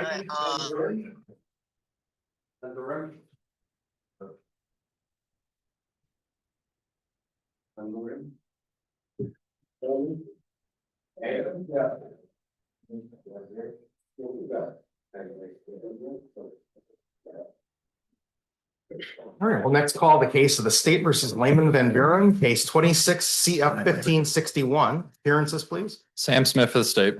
Mr. Van Buren appears in person in custody by attorney Luke Voegeli. Thank you. You should have a copy of the complaint, Mr. Voegeli. Correct. This address. Yeah. Can you give me 1819 Abert? Mr. Van Buren did receive a copy of the criminal complaint. The address, however, is incorrect. The correct address would be 1819 Aberg Avenue in Madison, Wisconsin. We waive formal reading, and Mr. Van Buren is eligible for public defender services. All right, thank you. He does have 3 open felony cases assigned to Judge Burrs. We have to get this case assigned to that same judge. Does the state have a position regarding bail? State's requesting cash bail in the amount of $1,000. No contact with Brittany M. It's Brittany, M as in Mary for the last initial. No contact except for third party contact for childcare. Also a ban from the 1200 block of Huxley Street in Madison. In support of the cash, I'll note in previous matters, this, well, first I'll acknowledge what the court mentioned, the 3 pending matters. But the defendant has posted approximately $800 cash total. Here, what's being alleged is he's continuing to violate specific conditions of bail. From the state's perspective, clearly what he's posted so far is not enough. To ensure compliance with those, I'll also note they are a bit dated, but bench warrants January 23rd, 2023, November 30th, 2022, and September 1st, 2021. Thank you. Thank you. Your Honor, we're requesting a signature bond today. Mr. Van Buren has strong ties to the community. He has been here for the last 10 years and has 4 children in the community. Their ages are 7, 6, 4, and 2. He has 50% custody of them and is very involved in their lives. Well, you could, but the court reporter is going to take it all down. It could get used against you later. Why don't you talk with Mr. Voegeli first? 9% of them. I was just saying I was going to open up a nonprofit today on Friday. You know, with the 50%, it's just getting a bit difficult with third party a little bit. So that's, you know, I'm not sure how to move about that right there. But you know, yeah, I just want to take care of my children. That's all I want to say. I just want, I don't want to see her again. I just want to take care of my children. And somehow it's getting difficult. It's pretty simple for me, you know. Yeah, that's all I want to say. Well, I appreciate that. Anything else from either of the lawyers? Not from the state. Nothing further, Your Honor. The state's position is eminently reasonable here. He's posted a total of $800. He's on his 4th felony case. This is alleged to be a violation of that no contact condition in at least one of the other open cases. There just is nowhere that bail can go at this point other than up, and the state's asking for a very small incremental increase. And they're even okay, I guess, with continuing this third party exception despite what's alleged in this complaint. I can't do better for Mr. Van Buren than that. That'll be worse. You know, I could barely, how I got the money out last, I can't afford that. So that's why Well, at this point, I don't see a viable alternative. Well, before I make that decision, give me 1 second.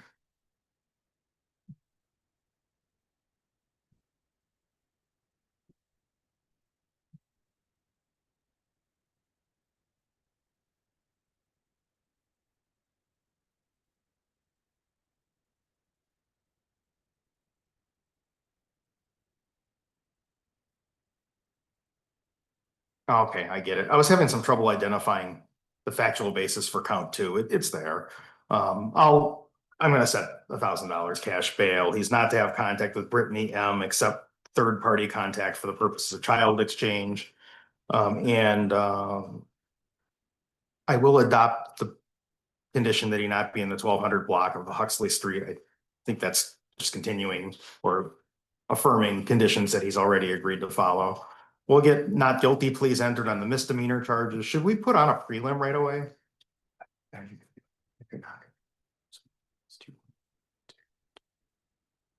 of course.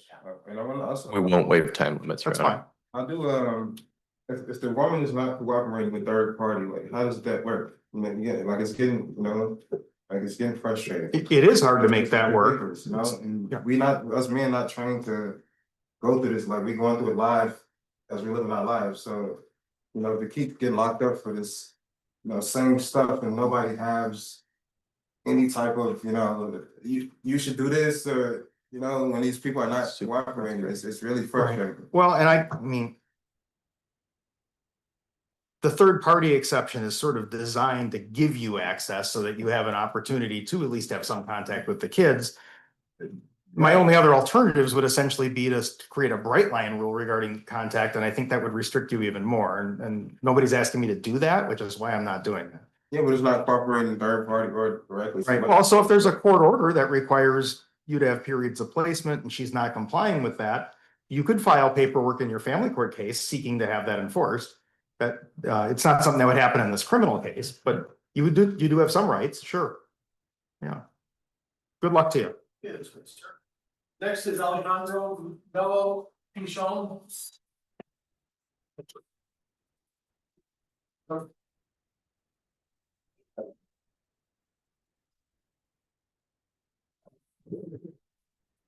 Alejandro, is your office correct? This happens.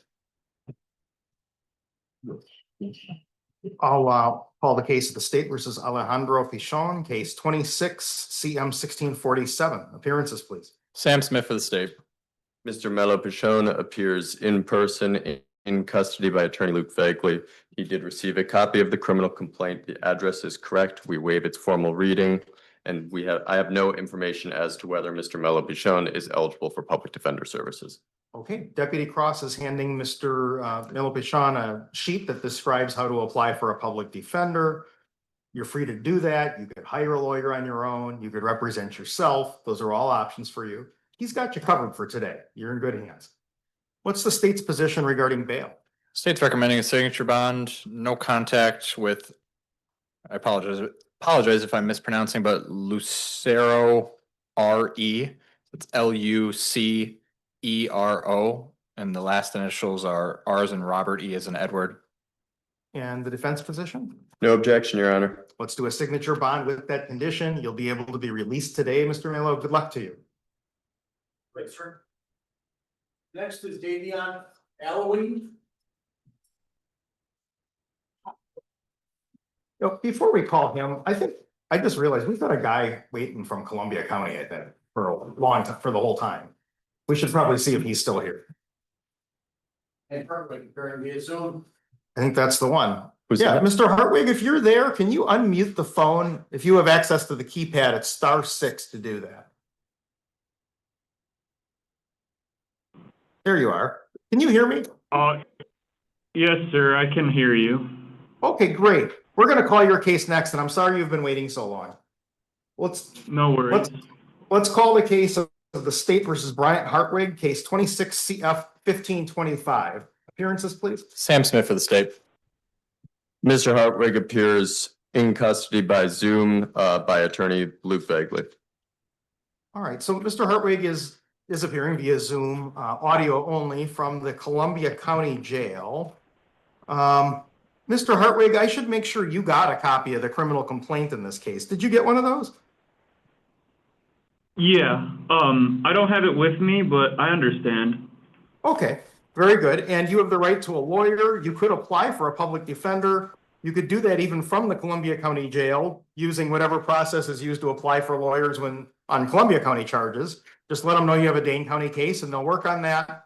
we're also going to be sending you some paperwork that talks about how to call the Dane County Public Defender's Office directly if you choose to do that. Mr. Voegeli is here from the Public Defender, and if you'd like, I know he'll be happy to help you regarding bail today. Yeah, So- perfect. Yep, and when you're not in custody, is there a good mailing address to use for you, sir? It should be on there. It's the one that starts with, it's the street name that starts with G. Got it. Okay, so the complaint has 5400 Groveland Terrace. Correct. All right. And it appears that Mr. Hartwig is in the Columbia County Jail on a revoked bond pending sentencing on a charge of secondary recklessly endangering safety with some other charges read in. If I'm understanding the timing correctly, it may be really directly relevant to what's in this complaint. State of a position regarding bail on this? State's requesting cash bail in the amount of $2,500, along with no contact with Anderson, LA. Anderson is Anderson. Last initials are Larry Adam. Also a condition that he not operate a motor vehicle. First, I'll note that he has a 2018 conviction for this exact same charge, the take and drive. What's alleged here in this case, the defendant steals the victim's car, drives it up to Columbia County where he gets in a high-speed chase, and as the court mentioned, is now charged with eluding and I believe a second-degree reckless. So, given the felony exposure across multiple counties, and I think there also is a connection between the type of behavior alleged here and people coming to court. I think for all those reasons that some cash is appropriate. In the defense position? Is there any possibility I would be able to communicate with Mr. Hartwig privately? Well, if it's okay with you, maybe we can just ask him whether he objects to that, because I don't know. Yeah. I'm not sure whether Okay. it matters a whole lot in terms Yeah. of his current situation. Yeah. Yeah, I mean, I certainly do. I haven't really talked about this particular case with anybody. The one regarding the Trek bicycle. Well, I don't think that's what this case is about. Well, yeah, it is. He's referring to his pending felony retail theft of Trek bicycle. It's 26 BF 1187. So he has another Dane County case. Yes. And is there counsel on You're that? saying that sorry, you're saying that this Here's Eric case Schluter. is Eric Schluter. I don't know who that is. Yeah, well, it looks like you're set for a prelim next week on that case. Or in 2 weeks, roughly. On the 28th. Yeah, that might Yeah. get waived because I have something else to do now. Well, I want to make sure that Mr. Hartwig has a chance to talk with a lawyer before a bail gets set in this case. I don't know that we have a great practical way to do that for this appearance, but We should be able to put it. we could. The other possibility would be to adjourn this to, I guess, the day he's expected here anyway. Well, I guess there's no good way to do this because do we have an ability? Could we do it when he comes put him in a for breakout room? the prelim? I'm sorry? Could we do it when he comes to Dane County for the prelim? Because Well, he is in.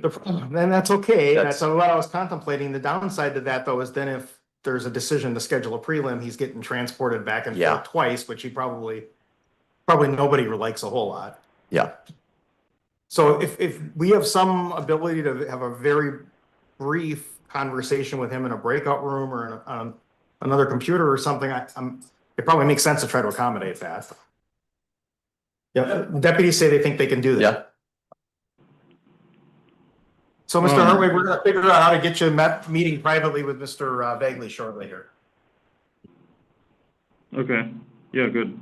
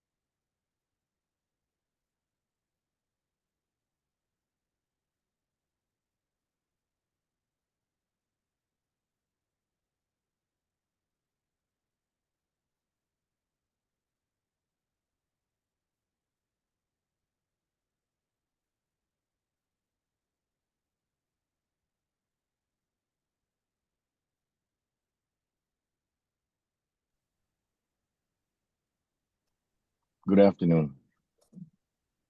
Good afternoon. Are you here for one of the cases this afternoon? You know, I was hoping on Alan Hernandez. Okay, yep. Hopefully we're gonna get to that one soon, but Oh, okay. All right, great. I'll be there in person if need be. If that's better, I can be there in person. is this Attorney Ledesma? This is. Yeah, if you're nearby, it probably would speed things up if you were here in person. Oh, perfect. Okay. See you in a bit. Thank you. See you soon. Yep, bye-bye. Yeah, Michael Bartel for a forfeiture. Bartel.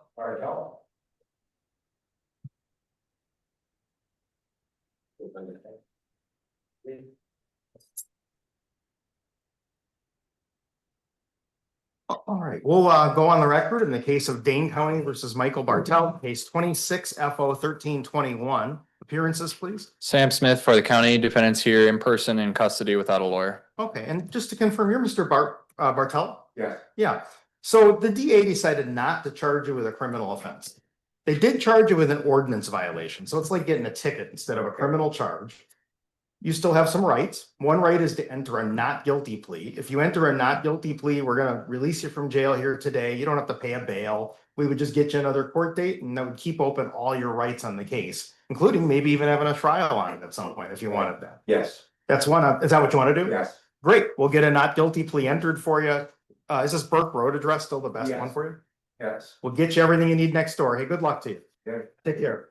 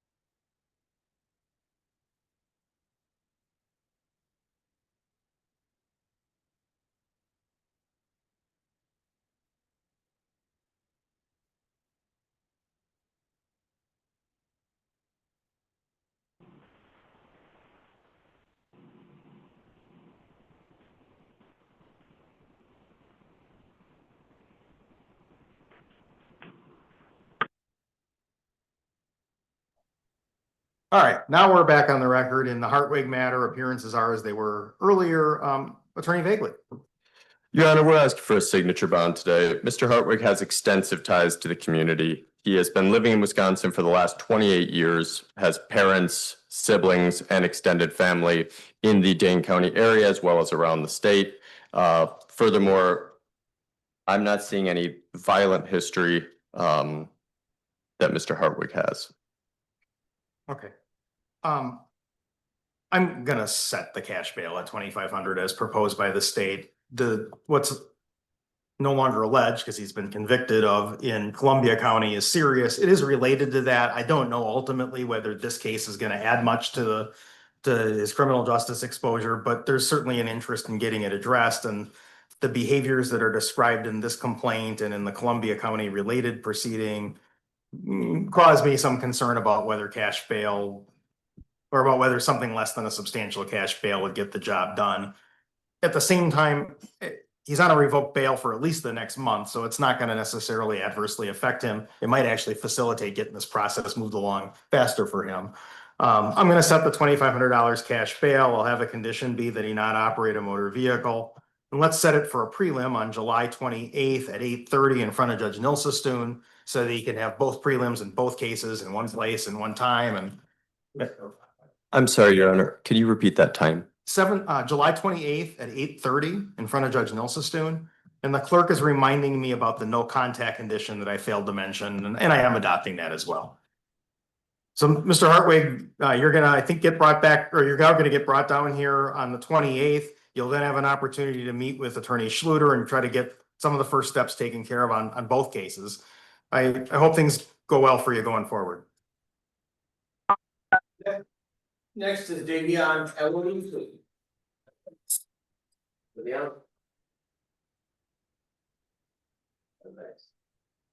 All right, we'll call the case of the State versus Davion Alloway, case 26 CM 1641. Appearances, please. Sam Smith for the state. Mr. Alloway appears in person in custody by Attorney Luke Voegeli. He did receive a copy of the criminal complaint. His address is correct. We waive formal reading, and Mr. Alloway is eligible for public defender services. Okay, thank you. I was told that there may be a victim present that wanted to be heard regarding bail. If they are, feel free to unmute and tell us what's going on. Not hearing or seeing any response, I'll check again. Oh, there you are. Okay. Hi, I just wanted to say, like, I feel like this is my brother. He has like a mental problem. He needs help. Like, I don't want him to be like charged or anything. He needs help. It's something wrong with him. Okay. And just so that I'm on the same page here, are you the person with the initials NDC? MDC and DC, yes. Oh, I'm sorry. I may have said it wrong, but you're the right person. Very good. Yes. Okay, I appreciate that. Anything else that you wanted to add before I hear from the attorneys? No. Okay, thank you. Mr. Smith? Signature bond. The state's recommending a signature bond, no acts or threats of violence towards NDC. Just one moment.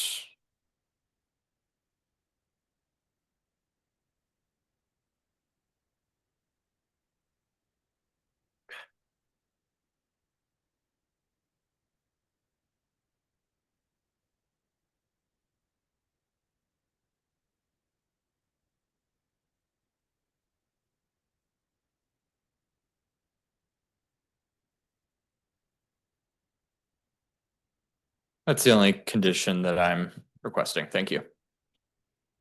Defense position? No objection, Your Honor. All right, that is inconsistent fairly significantly with the PSA, but I have a joint recommendation. It appears consistent with NDC's wishes.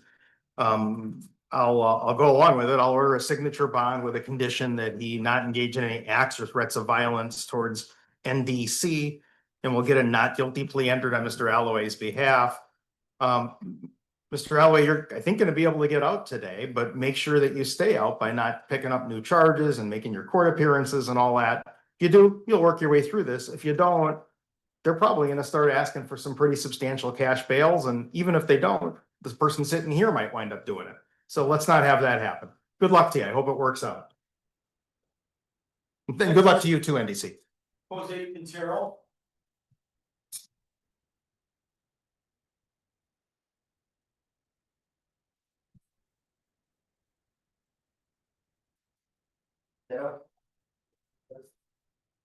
Okay, we'll call the case of the state versus Jose Angel Quintero, case 26 CM 1648. Appearances, please. Sam Smith for the state. Yes.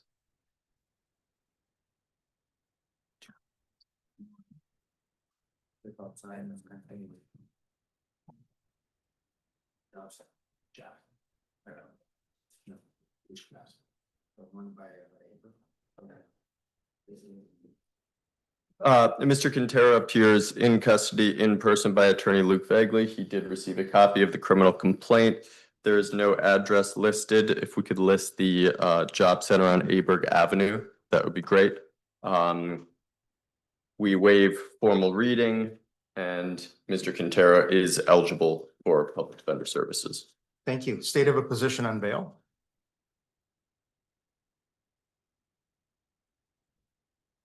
State's requesting a signature bond, a ban from the state and Langdon map area, and no alcohol. And the defense position. No objection, Your Honor. Seems reasonable. Let's do a signature bond with those conditions. We'll get a not guilty plea entered for Mr. Quintero. And we're gonna get you some paperwork here in the next room, sir. Good luck to you. Next is Anthony Bryant.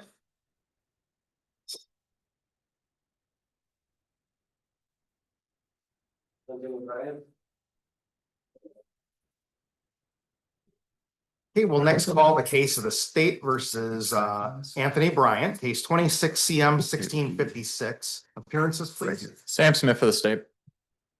Mr. Bryant appears in person in custody by attorney Luke Voegeli. Is it this one or you want to use this one?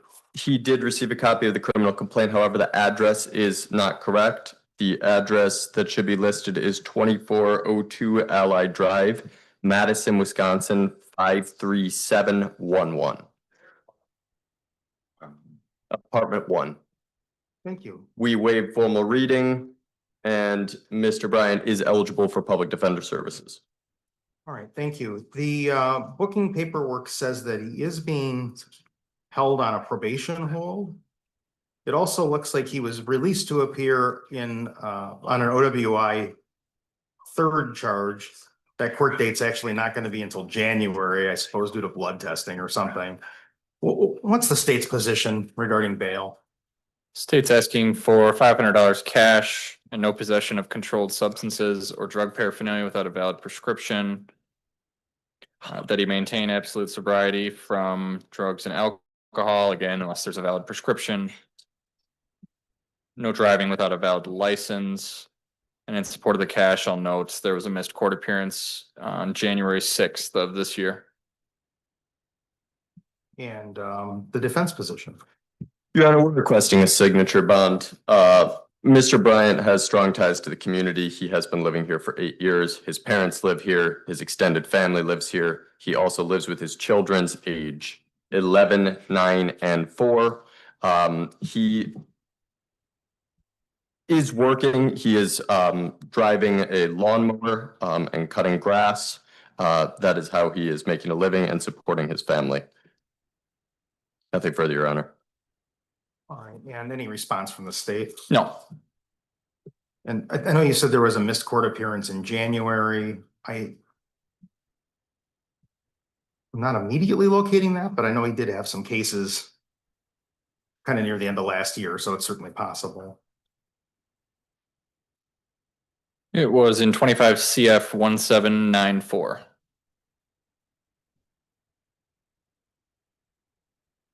And in 25 CF 1516. That's Um.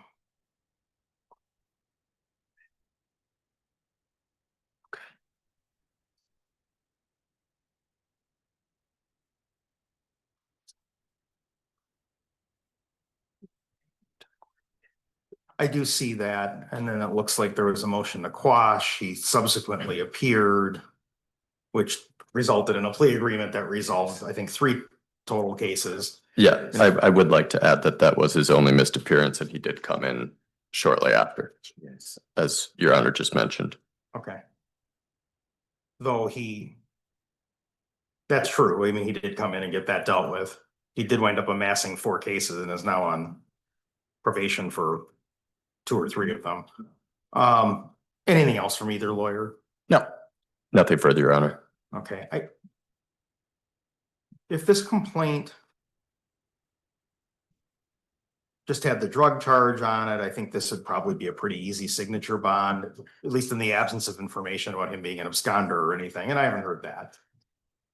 with count 2 added in there, it breaks this in favor of cash bail. I also have to take into account the rapid nature of him picking up charges last year. Cash bails wound up being necessary. Well, arguably they didn't actually achieve him making his court dates, but he did ultimately make the court dates, but not before cash bails got set and those cases had to be resolved after cash bail was set. One of the crimes of conviction and for which he's on probation supervision is felony bail jumping. I think the state's position is reasonable. I'm going to adopt it. I'll set cash bail at $500. I'll order that he not consume alcohol. I'm going to order that he not operate a motor vehicle. I'm concerned about the operation of a vehicle under the circumstances described here. If I'm doing the math right on when he had his last criminal OWI conviction, it would have been such that he really doesn't have access to a license right now anyway. So let's just make that clean so that the rules are apparent to all. I'm going to decline to order the drug condition because that's just against the law anyway. So if he's caught with drugs, he can get charged with that. We don't need to double down on it with an additional condition. We'll get a not guilty plea entered for him and we're going to get him another court date. You're probably aware of this, but your agent really controls you getting out right now anyway, because even if you posted the bail, unless the agent lifts the hold, you're still kind of stuck for right now. Good luck to you. Good luck. Next is Alan Hernandez.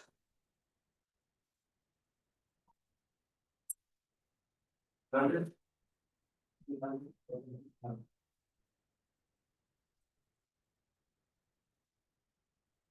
think I heard that Counsel. Desmo was going to handle these 2 cases. Yes. Oh, that's all right. It's good.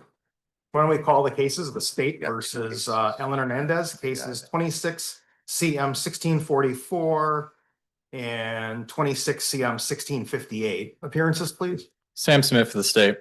Attorney Roberto Ledesma appearing on behalf of Alan Hernandez, who's present. Okay. Good afternoon. Good afternoon. And Mr. Ledesma, you should have 2 separate criminal complaints. Yes, there's 2 complaints. June 4th. 13th. 17th, some incident. Describe it.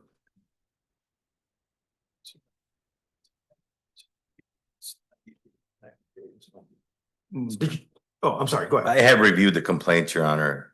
At this point, I would waive reading of them and could we state this for an arraignment? Well, they're both misdemeanors, so typically we would do an instant arraignment and Sure. take care of it right away. If you want us to schedule it for a separate arraignment, I guess we could talk about that. That would require making them come back for court in additional time. Yeah. I guess I note, I believe that we did have a new local court rule passed regarding subsequent convictions in misdemeanors. I'm not sure if Attorney Ledesma is familiar with that. Perhaps the court can familiarize. Well, with that. I'm not sure if that rule actually would have application here where he has private counsel, but let's do this. We should at least conduct the initial appearance. We can then talk arraignment after that if you want to. That's certainly fine. But I know you got both complaints. You mentioned that. Is the address on Felland the best one to use? Yes. Great. And should we list you as counsel of record, Mr. Lewis? Yes. Okay, wonderful. And then does the state have a position regarding bail in these cases?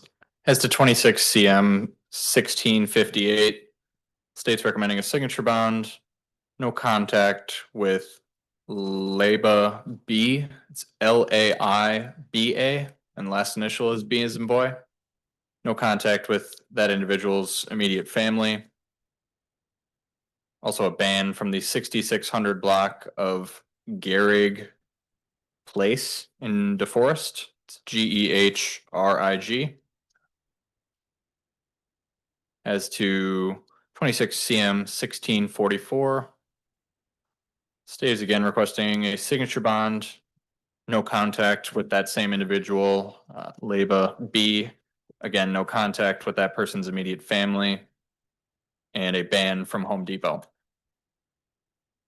All right, and as to the bail, Mr. Ledesma? No objection to the bail as requested by the state. Okay, and well, I'll order signature bonds in each case with the respective conditions that were sought. We should talk about the arraignment. If you want to set the arraignment out because you're concerned about substitution time limits, the local court rule let me confirm the current version of it, but I believe it still gives like a 20-day time period to file a request to substitute. But let's confirm that. I do have it, well, I can print out. Which court are they assigned to? Judge Brooks. This is signed by Wade and Draw. That's fine. We'll leave it there. But I might as well glad you were specific. Sure. Yeah, and it would say that even if you didn't ask for an adjourned arraignment, you would still have 20 days from this initial appearance to make that request. So I appreciate that. Thank you. if you're comfortable proceeding with the arraignment, I'll get not guilty pleas entered on his behalf and just give him another court date. Up to you, Mr. Ledesma. And we could do that not guilty on behalf of Mr. Hernandez on both cases. Okay, real good. So I think we've accomplished all of it here today then. You will have another court date for you, Mr. Hernandez, and I hope things go well. Let me just say, it's given the charges here, it's important that you follow those conditions. If you don't, they're probably going to bring you back here to the jail. The state may very well ask for us to start setting some cash bails at that point. And depending on what it looks like, could even maybe start to get you into the territory of a stalking charge. So please don't put yourself in that spot. But you have the ability, obviously, to avoid that, and I think you'll work your way through all this. Good luck to you, sir. Take care. Next is All right, Katie Waller.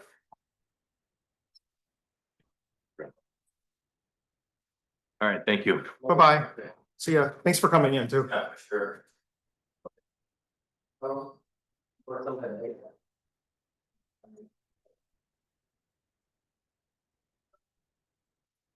Okay, we'll call the cases of the state and county versus Katie Lawler, cases 26 CM 1192, 26 CM 1645, 26 FO 1326, and 26 FO 1327.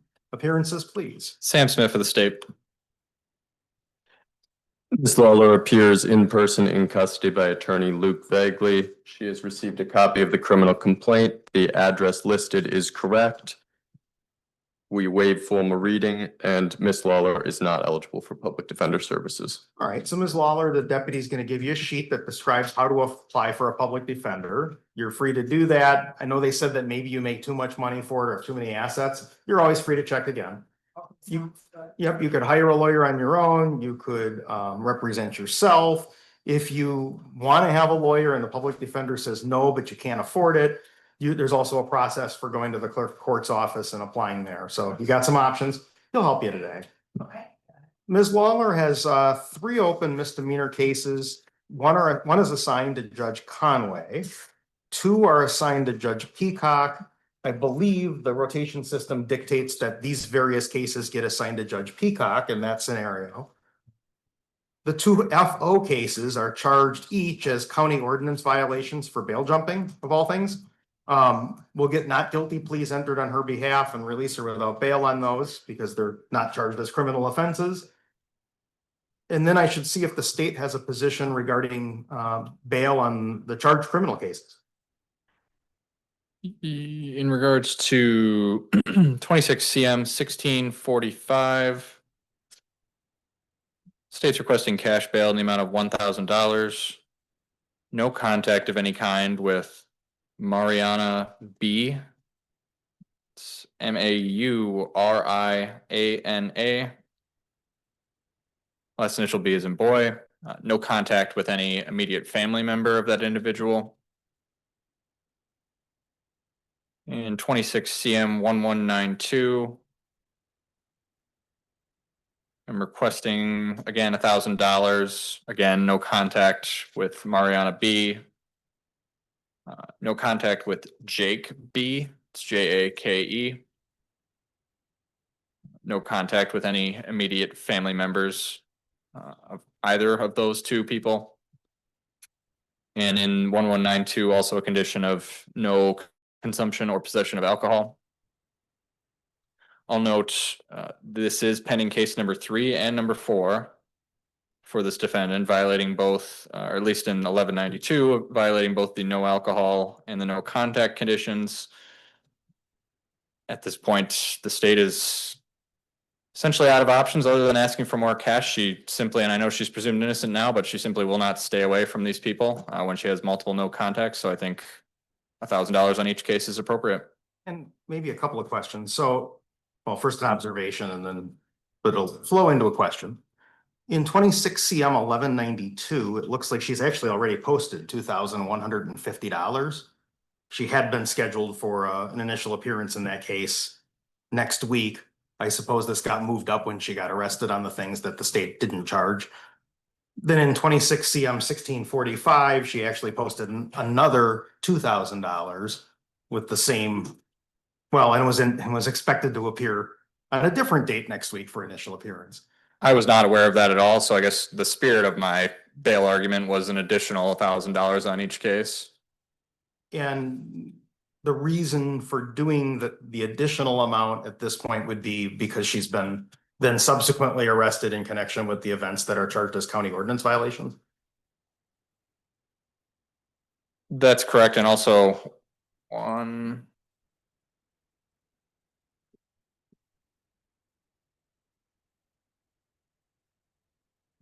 She was 26 CM 794, several misdemeanors with the same victim, Mariana B, 26 CM 1200, DC bail jump, same victim.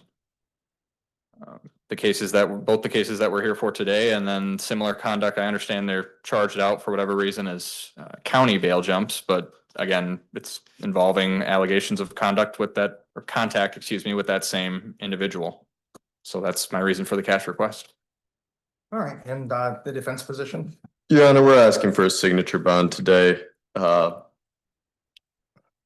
Ms. Lawler has extensive ties to the community. She's a lifelong resident of Dane County. She has parents, siblings, and extended family that all live here. While she does not qualify for public defender services, Ms. Lawler is living off of her mother's annuity, which is $800 a month, making it impossible to pay bond on multiple $1,000 cash bonds. Anything else from the Nothing further. Oh, I'm sorry. Well, from the defense agent. Nothing to add from the state. Okay, so 1326 and 1327, the new not criminally charged county ordinance violations for bail jumping, I think alleged alcohol violations. It's hard to say because I don't have a complaint, but I'm relying on the Riverside affidavits. Well, in one of those, it might involve an allegation of no contact with Mariana B as well. She's posted substantial cash bails in the two cases that are actually charged and for which we have an initial appearance, an amount that is more than double what I think the state was initially requesting before it knew that she had already posted more than double that in connection with those charges. And what's different, as I understand it, since she posted that, is it's alleged that on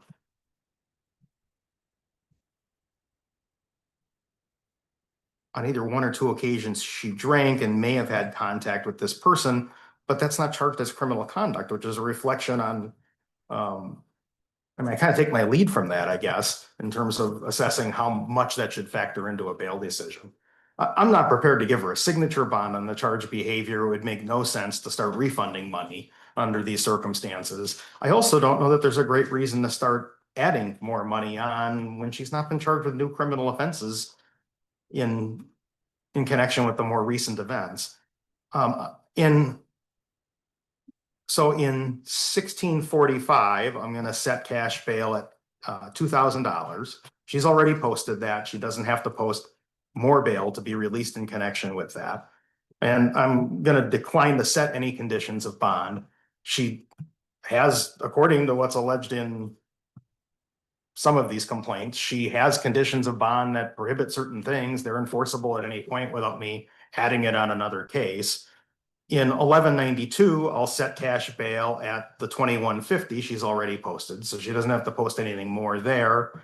And in that case, similarly, I just won't set any conditions. If I were going to set conditions that duplicate the ones that are not being actively enforced in the new non-criminal cases, I'm not sure what it adds. They're not being actively enforced when in response to the most recent of the allegations, and those protections still exist anyway because they're already ordered in the underlying earlier cases. So there's kind of little value added. So I won't do it.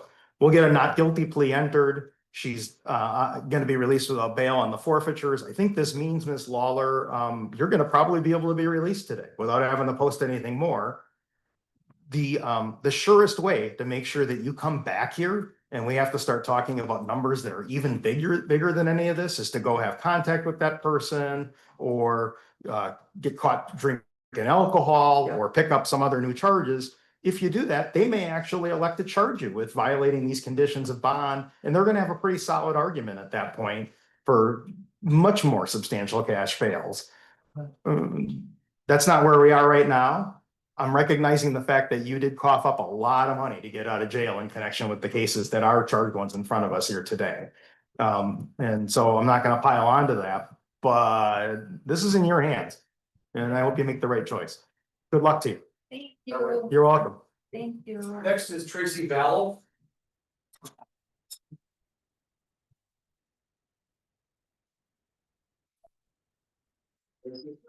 What was the amount in 1645?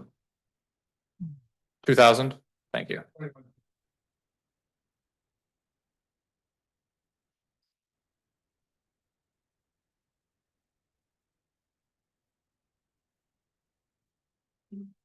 This isn't my correct address. Okay.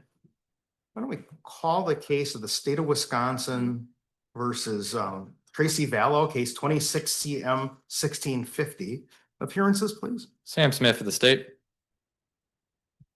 Ms. Vallow appears in person in custody by attorney Luke Voegeli. She has received a copy of the criminal complaint. However, the address listed is not correct. Do you have a better address? 630 East Washington. Okay, thank you. We'll get that updated. And what about getting her a lawyer? We have no information on eligibility for the public defender services. I know I'm eligible. And so the deputy just handed you a sheet that describes how you can apply at the public defender. You're also free to hire a lawyer on your own or represent yourself. He's got you covered today, so you have a lawyer to help you here today. And state of a position regarding bail?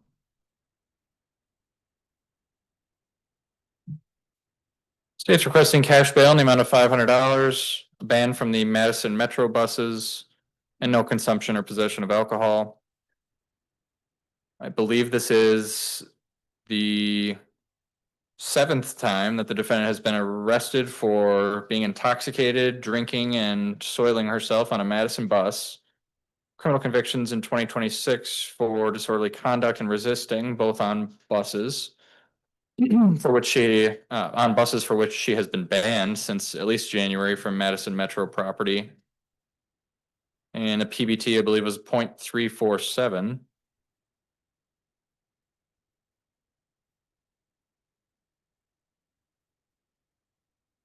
I do see bench warrants issued November 1st, 2024, January 30th, 2025, and March 27th of 2025.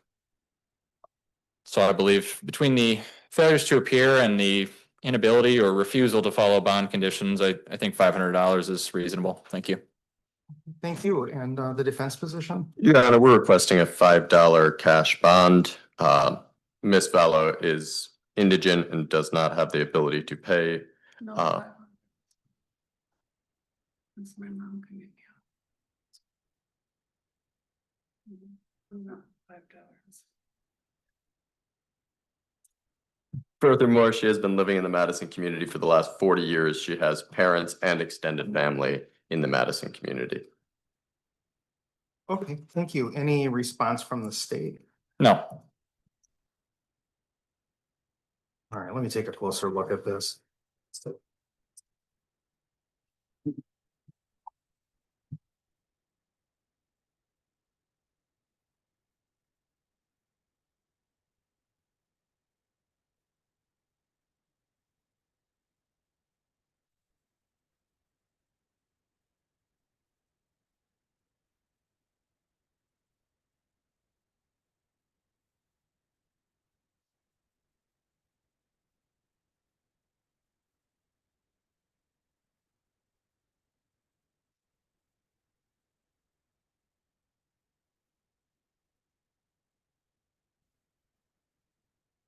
Well, I have something over 30 years in the criminal justice system, and I didn't know count 2 was a crime until today.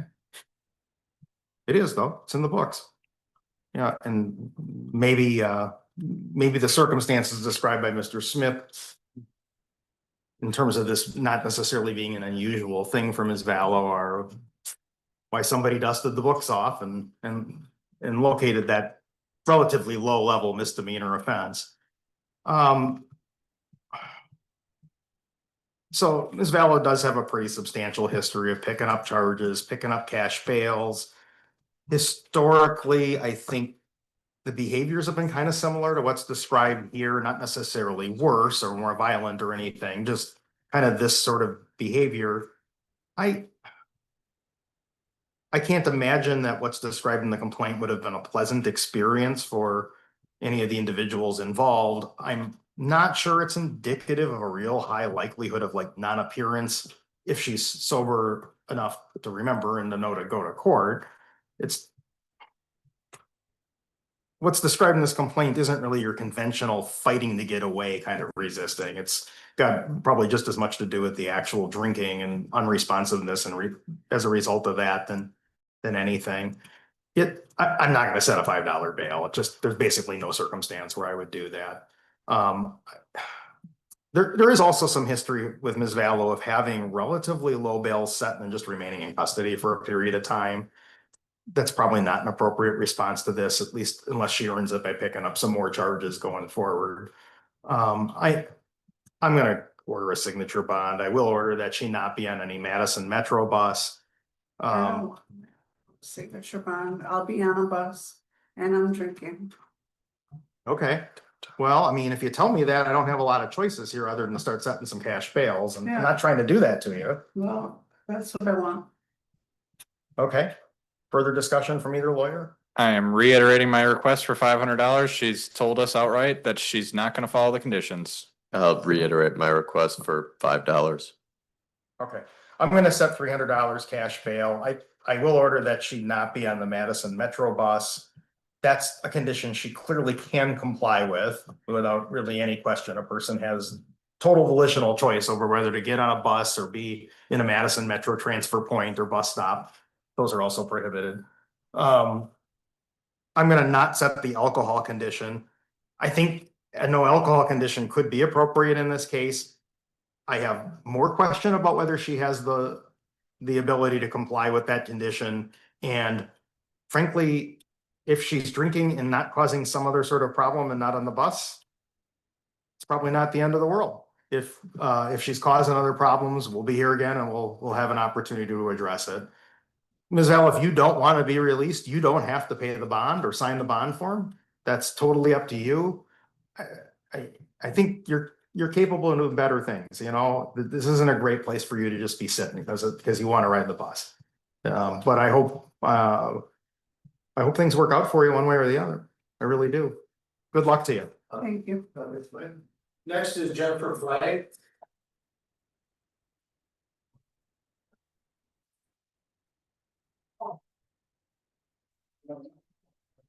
Right.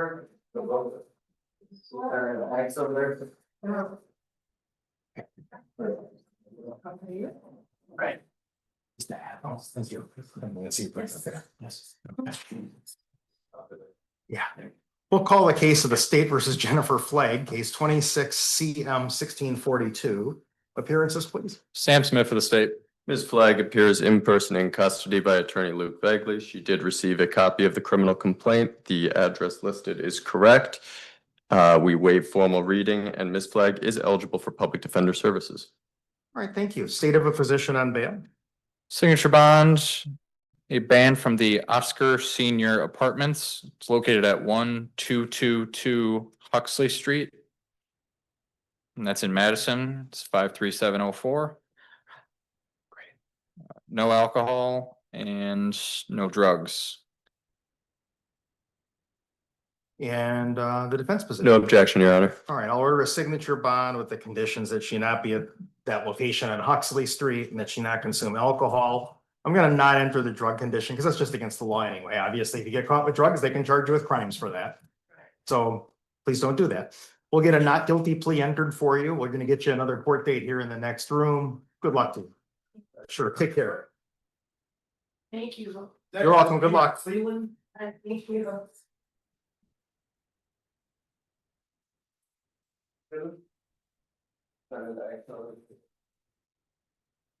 All right, we'll call the case of the State versus Peter Cleveland, case 26 CF 1563. Appearances, please. Sam Smith for the state.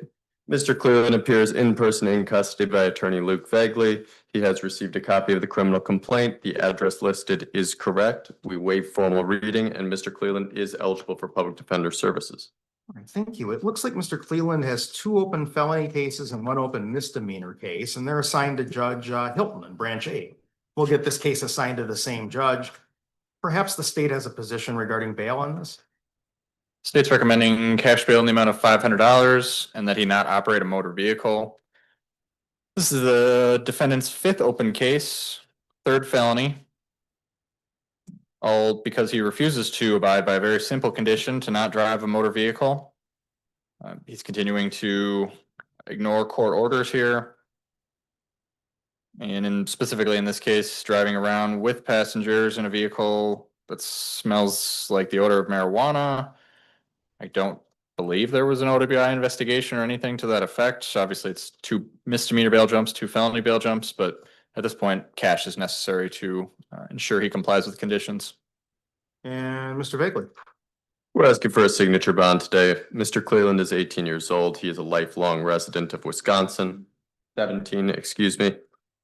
He's a lifelong resident of Wisconsin. He is a student at Wanakee High School. You're going to be a junior? Yeah. Going to be a junior. He has family and siblings Yes. whom he lives with, and it does appear that he has been making recent court appearances. Car and stuff. Okay.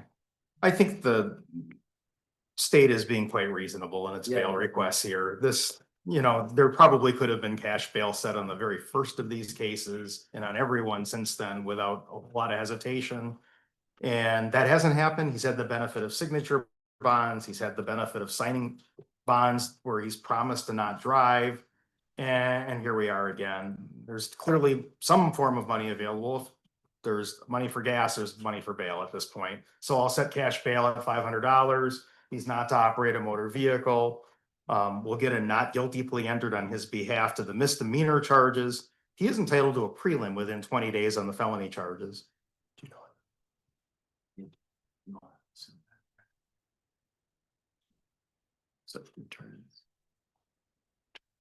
Yeah, just. What you time? Yeah. Your Honor, we'll waive time limits on the prelim. Okay, all right, Mr. Cleveland, that's fine. It sounds like maybe you're gonna be able to post that and be released. Yeah. That's great. Thank you. Just, I don't want you to be sitting here in the Yeah. jail, but you keep driving, you keep picking up charges. You're gonna take kind of a medium-sized problem and make it a bigger problem and wind up stuck here. You got too much to offer for that. Don't do it. Take care now. This one, I think this one. You're welcome. Bye-bye. I mean, low.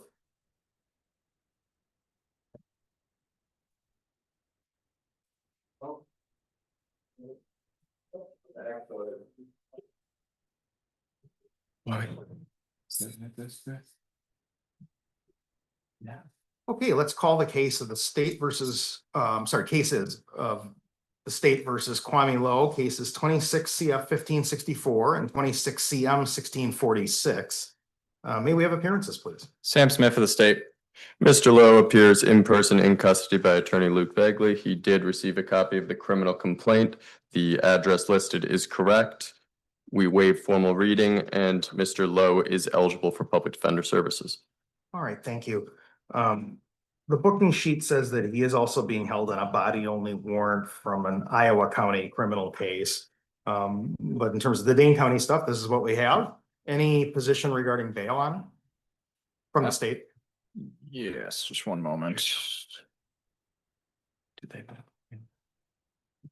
As to 26 CM 1646, I don't believe we have a victim that wants to speak, but they wanted their wishes read into the record. They did state they do want contact with the defendant. Okay.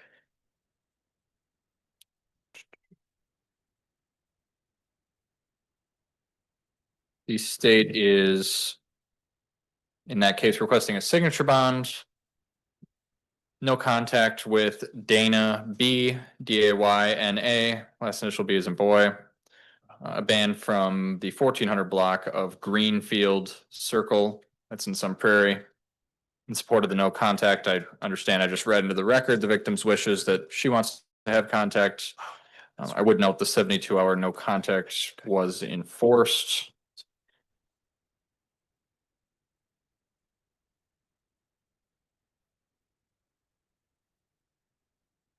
Just doing a quick check. I don't see past cases involving same victim.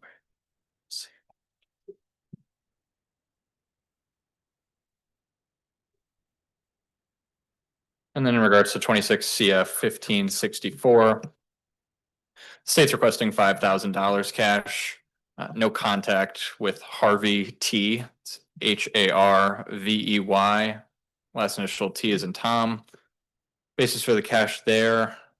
This is what's being alleged is a very violent offense that left the victim with multiple stitches, among other injuries. Also note prior convictions for the defendant for burglary, disorderly conduct with use of a dangerous weapon, fleeing and eluding, and he also has posted cash bail in the past. So from an Act 3 perspective, the state feels that cash bail is reasonable here.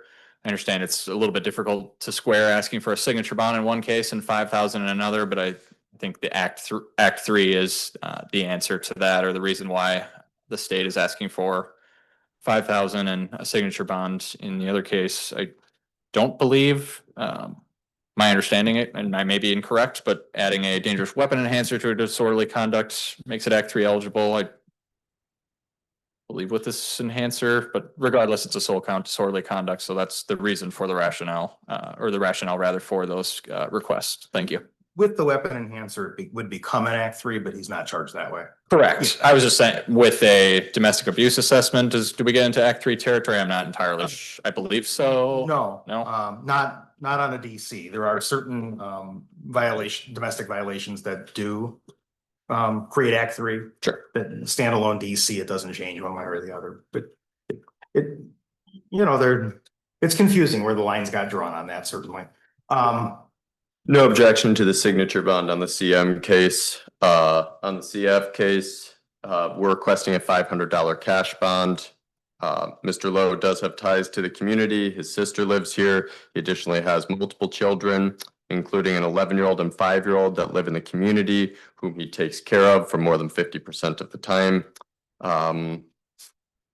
Furthermore, Mr. Lowe has made previous court appearances in Dane County.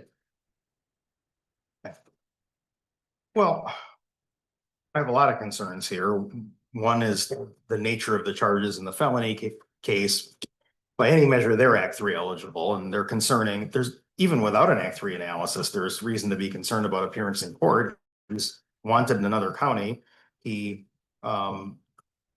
misdemeanor complaint says that he had contact with law enforcement, and he was aware that likely he was being sought for those charges, and said, I don't have time for that, and hung up the phone on the police.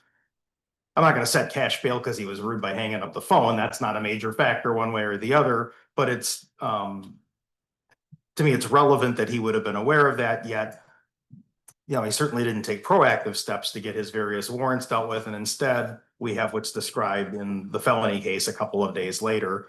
So there's an escalation as well. I guess I'm not going to adopt any of the recommendations I've heard here specifically. I'm going to do something kind of in between and different than all of them. In the felony case, I'm going to set cash bail at $4,000. I will order that he have no contact with Harvey T and that he not be armed with dangerous weapons. In the misdemeanor case, I'll set cash bail at $300, and I'll have, I'll honor Dana B's wishes on that. She's, I assume I guess I don't know for sure. Yeah, she's expressed through the DA that she wants to have contact. I'm told that there's not a significant history as between them. This is charged as a standalone disorderly conduct case. I think it's reasonable to defer that wish. So I'll not set that no contact condition, nor will I order the address ban. the DA or the clerk rather tells me that there is still a 72-hour no contact in effect until tomorrow morning. So so if you were to post all the bail and all this and get out, you still can't have contact with her until at least after tomorrow morning. Okay. So steer clear of that. Well, yeah, or if you remained in custody, I suppose you still couldn't call her or something before then. That's a good point. The clerk reminded me of. We'll get not guilty pleas entered on his behalf to all the misdemeanor charges. Should we put on a prelim right away on the felony case? Unless you're gonna get out. Return. I think we just said it. You can, that's that. But if you can't get out, my advice would be just set it there. And my good luck. No. It's undecided, just on. Do you want to wait your time limits or do you want to in 10 days? Well, the motion of prelim is to see if there was a felony probably committed. It's probably committed by you. Initial hearing is probable cause hearing. Oh, yeah. Not wait time limits. Your Honor, we're not going to waive time limits. That's fine. Yeah, we'll get it scheduled right away within 10 business days. Thank you, Your Honor. Good luck to you, sir. Take care. Way to get you an attorney. This way, sir. That's everyone today.